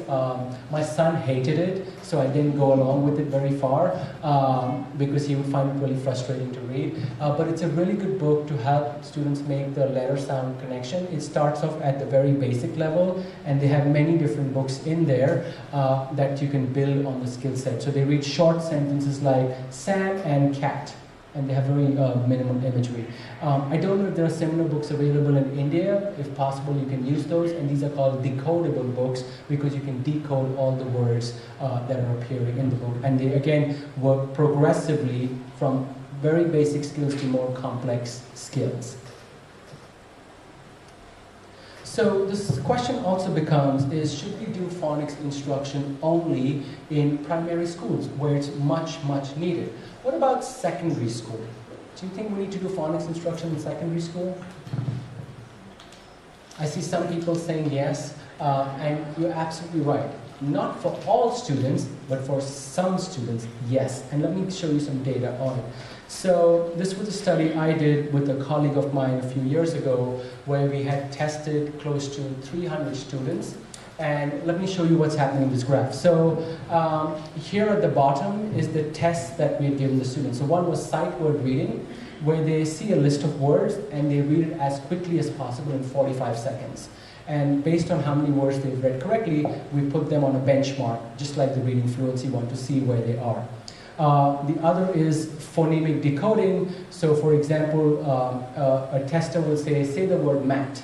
Now say mat without saying and they should say at. So that's if they are able to manipulate the sounds. We do a vocabulary test with them where we show them a series of pictures and they have to identify what the picture means. Listening comprehension is we give them a task like look up, and they should be able to look up. So that's listening comprehension. And the last one is reading comprehension, where we give them a passage and ask them to answer some multiple choice questions. So we did a lot of different tests with close to 250 students. So that's the bottom part. The numbers up here, the score of 0 means you're right on the average. So 0 here means average, you're on the 50th percentile. Anyone who's above this solid line are above average students. So these are students we don't need to worry about the reading skills, they're doing just fine. And these are students who are just about to get into secondary school. But then we find there are a large proportion of our student population who are reading slightly below average, very much below average, and extremely below average. So we find that the intensity with which students are behind varies a lot.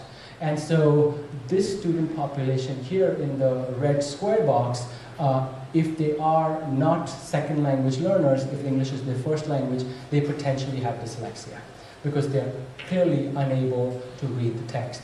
Even this student population here in the triangles, because they're well below average, could be potentially identified for dyslexia depending on who's assessing them. So what this is showing is that in secondary school, we have a significant percent of our student population who's struggling to read text.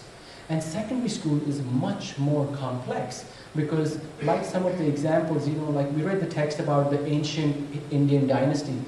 That text is very complicated, heavy.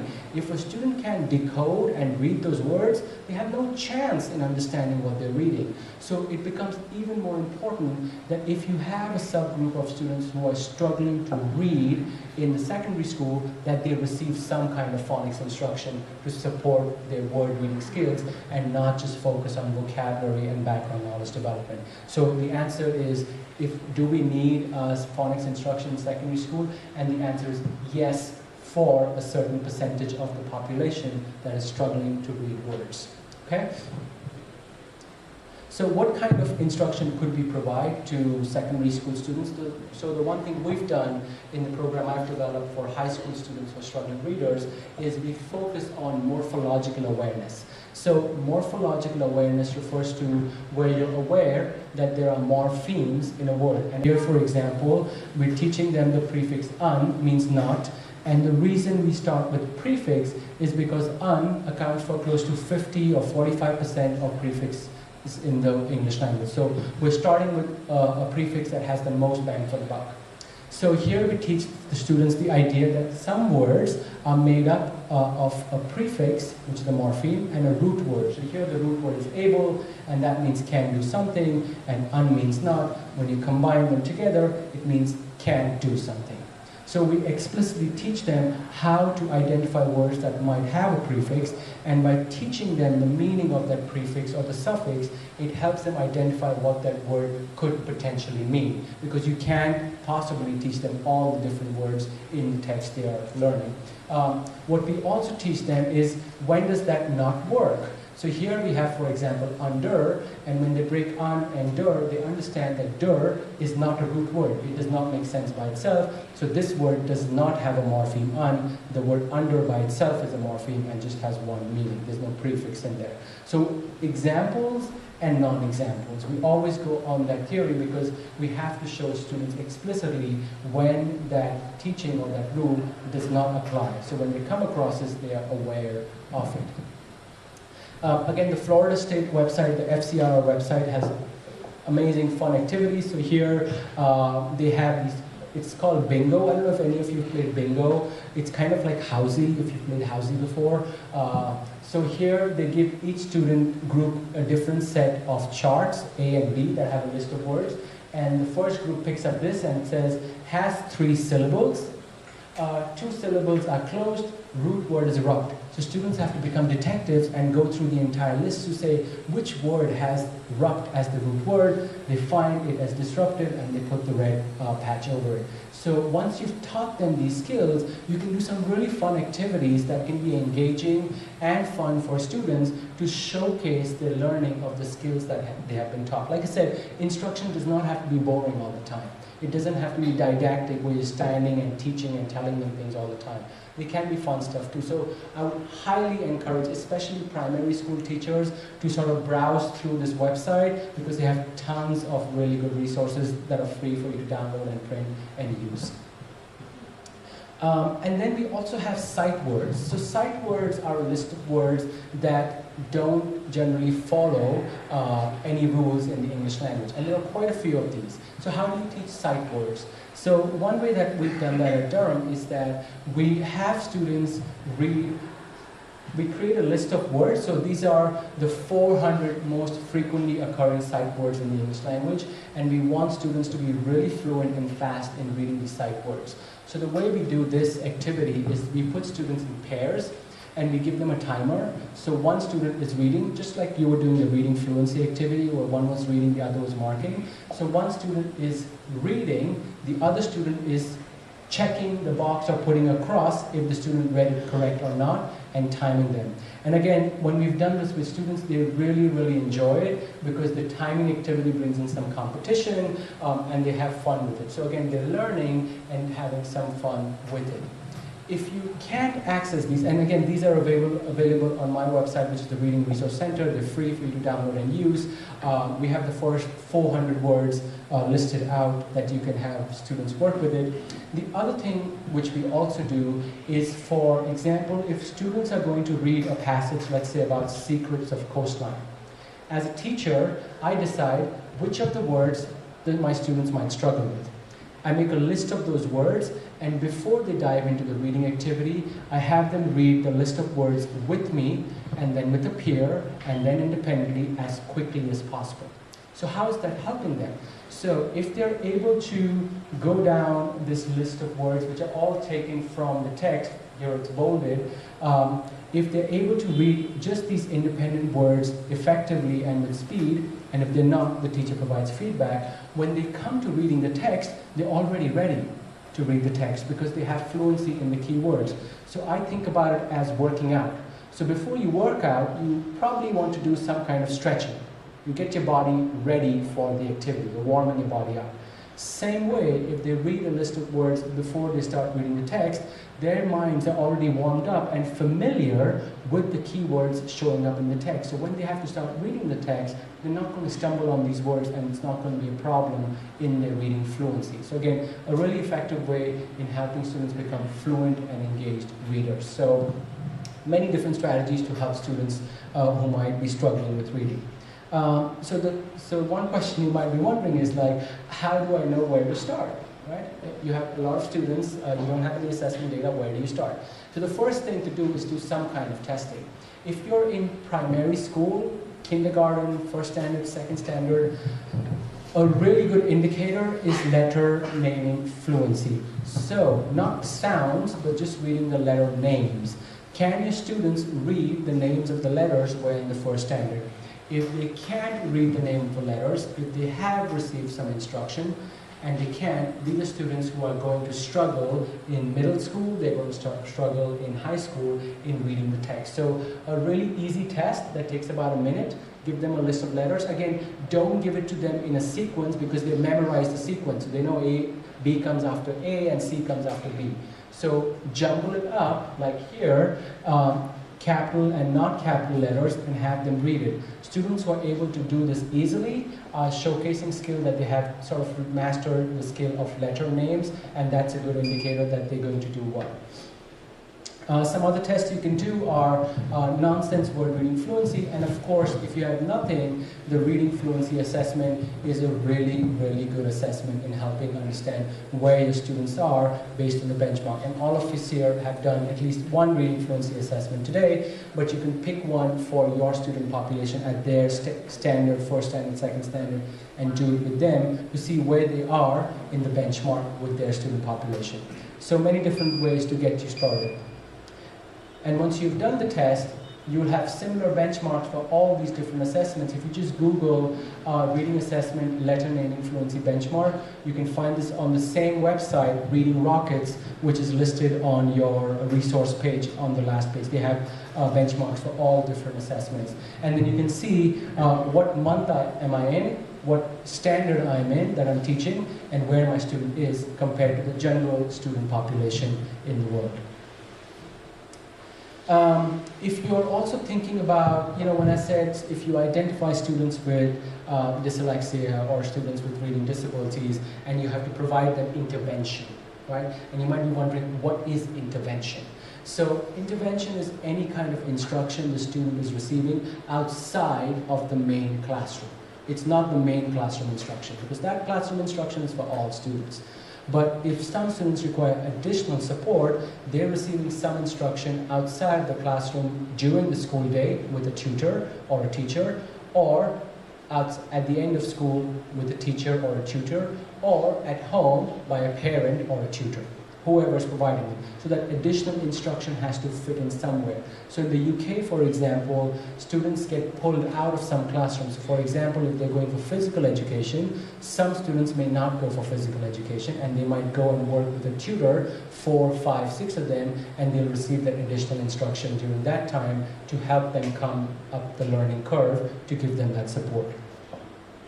So what you want to do when you're thinking about intervention is not just do phonics instruction, and that's the recent recommendation, is that you provide instruction in all areas of reading to students who may have dyslexia.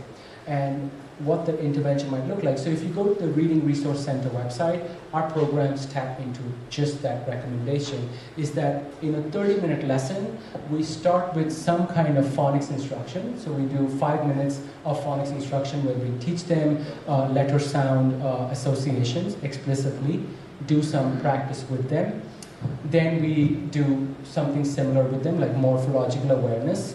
We have them do sight word reading, where they read a list of words, sort of warming up to the passage. We have them read a passage multiple times. So there's a practice called repeated reading, which means you read the same text 2 or 3 times. Now you might wonder why. The reason for that is when you read the same text the second time or the third time, your speed's going to go up by the third time. So it's helping you increase your fluency of the text. So when I used to work in the reading clinic, when I was graphing the students' reading fluency, I would graph their first reading score and the second reading score. And always the second reading score was slightly higher to improve the reading fluency. So this practice is called repeated reading. If you download any of our lessons, all our lessons follow that framework where it will tell you modeling is where the teacher reads first, guided practice is where the student is reading with the teacher, and then independent practice where the student is reading the text by themselves. So providing them multiple opportunities to read the same text to increase the fluency of the text. But you just don't want them to become fluent. You also want to see if they understand what they're reading. So in addition to that, so we do word reading instruction about 5 minutes, we do reading fluency instruction for about 5 minutes, that's about 10 minutes, and then we will do some kind of comprehension related instruction for about 15-20 minutes. So a lot of focus on understanding what you're reading, where they're engaging with a strategy or a reading strategy to help them learn. Again, all these resources are available for free. If you'd like to download them, see them, maybe adapt them to your way of teaching, there are many examples out there to help you get started. Okay? And so I want to end with finally, there are these two websites, so the Florida State and the Reading Resource Center, both of them are listed in the resources, are a very good starting point because they have a lot of different resources. All you need is access to a computer and the internet to gain access to this. You don't have to pay anything for any of these. It's all available and it's part of disseminating the knowledge that we have. Okay, I'm going to pause to see if you have any final thoughts or questions.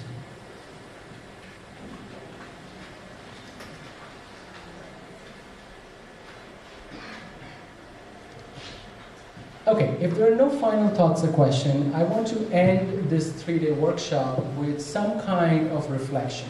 So what I would like for you to do in your small groups, get together and talk about two things.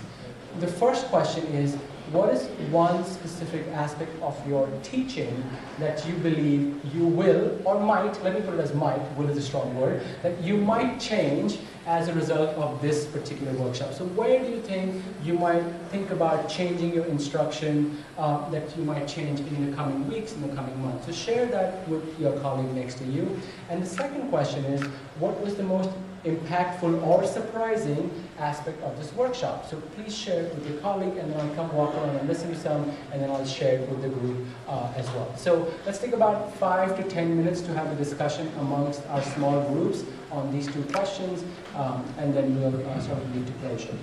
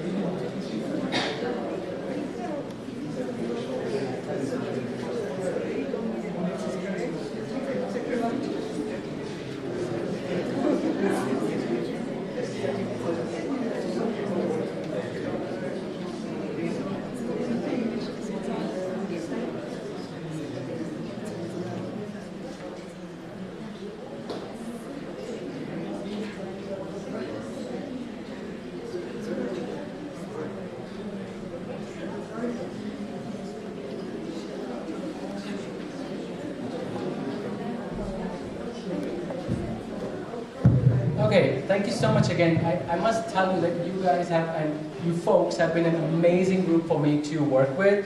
I have many students who come to my classroom and they're sitting on their phone, and it's really frustrating for me. But I must really commend you on your effort of coming here every day, even in like really bad weather. Yesterday you were here, you're here today. So thank you very much for coming and being part of this. It's been a pleasure. The one thing I want to highlight as I was talking to some of you was that when you think about changes, I know many of you said we're going to make lots of changes. I would recommend you not make lots of changes, because making changes requires time and effort. What I would highly recommend if you're thinking of making changes is make a list of all the changes you want to make and set goals for yourself, saying, you know what, in the next month I'm going to implement this one change. When I see this one change being successful and becoming part of my teaching, then I'll go to the second thing on my list, and then I'll go to the third thing on my list. And when you're making the list, I would say pick the one which is the easiest to start with, because I want you to be successful too. If you pick the hardest thing to change and you're not successful, you'll be like, oh my God, that Johnny, he was not talking any sense. It was not working for me. Right? So what I would highly recommend is that I really appreciate your willingness to change. It's really heartening to see. But if you want to be successful, I would highly recommend you pick one or two things from this workshop that you think are most important for you, and something that's not going to be very intensive in terms of time and planning for you to do to start with. And when you see success in your teaching, when you see success in your students' learning, then move to the other steps. Okay? It's been a real pleasure for me to be here. Thank you for having me. And I'm going to close by saying there's lunch available, and then we'll come back and have a closing ceremony. Thank you so much.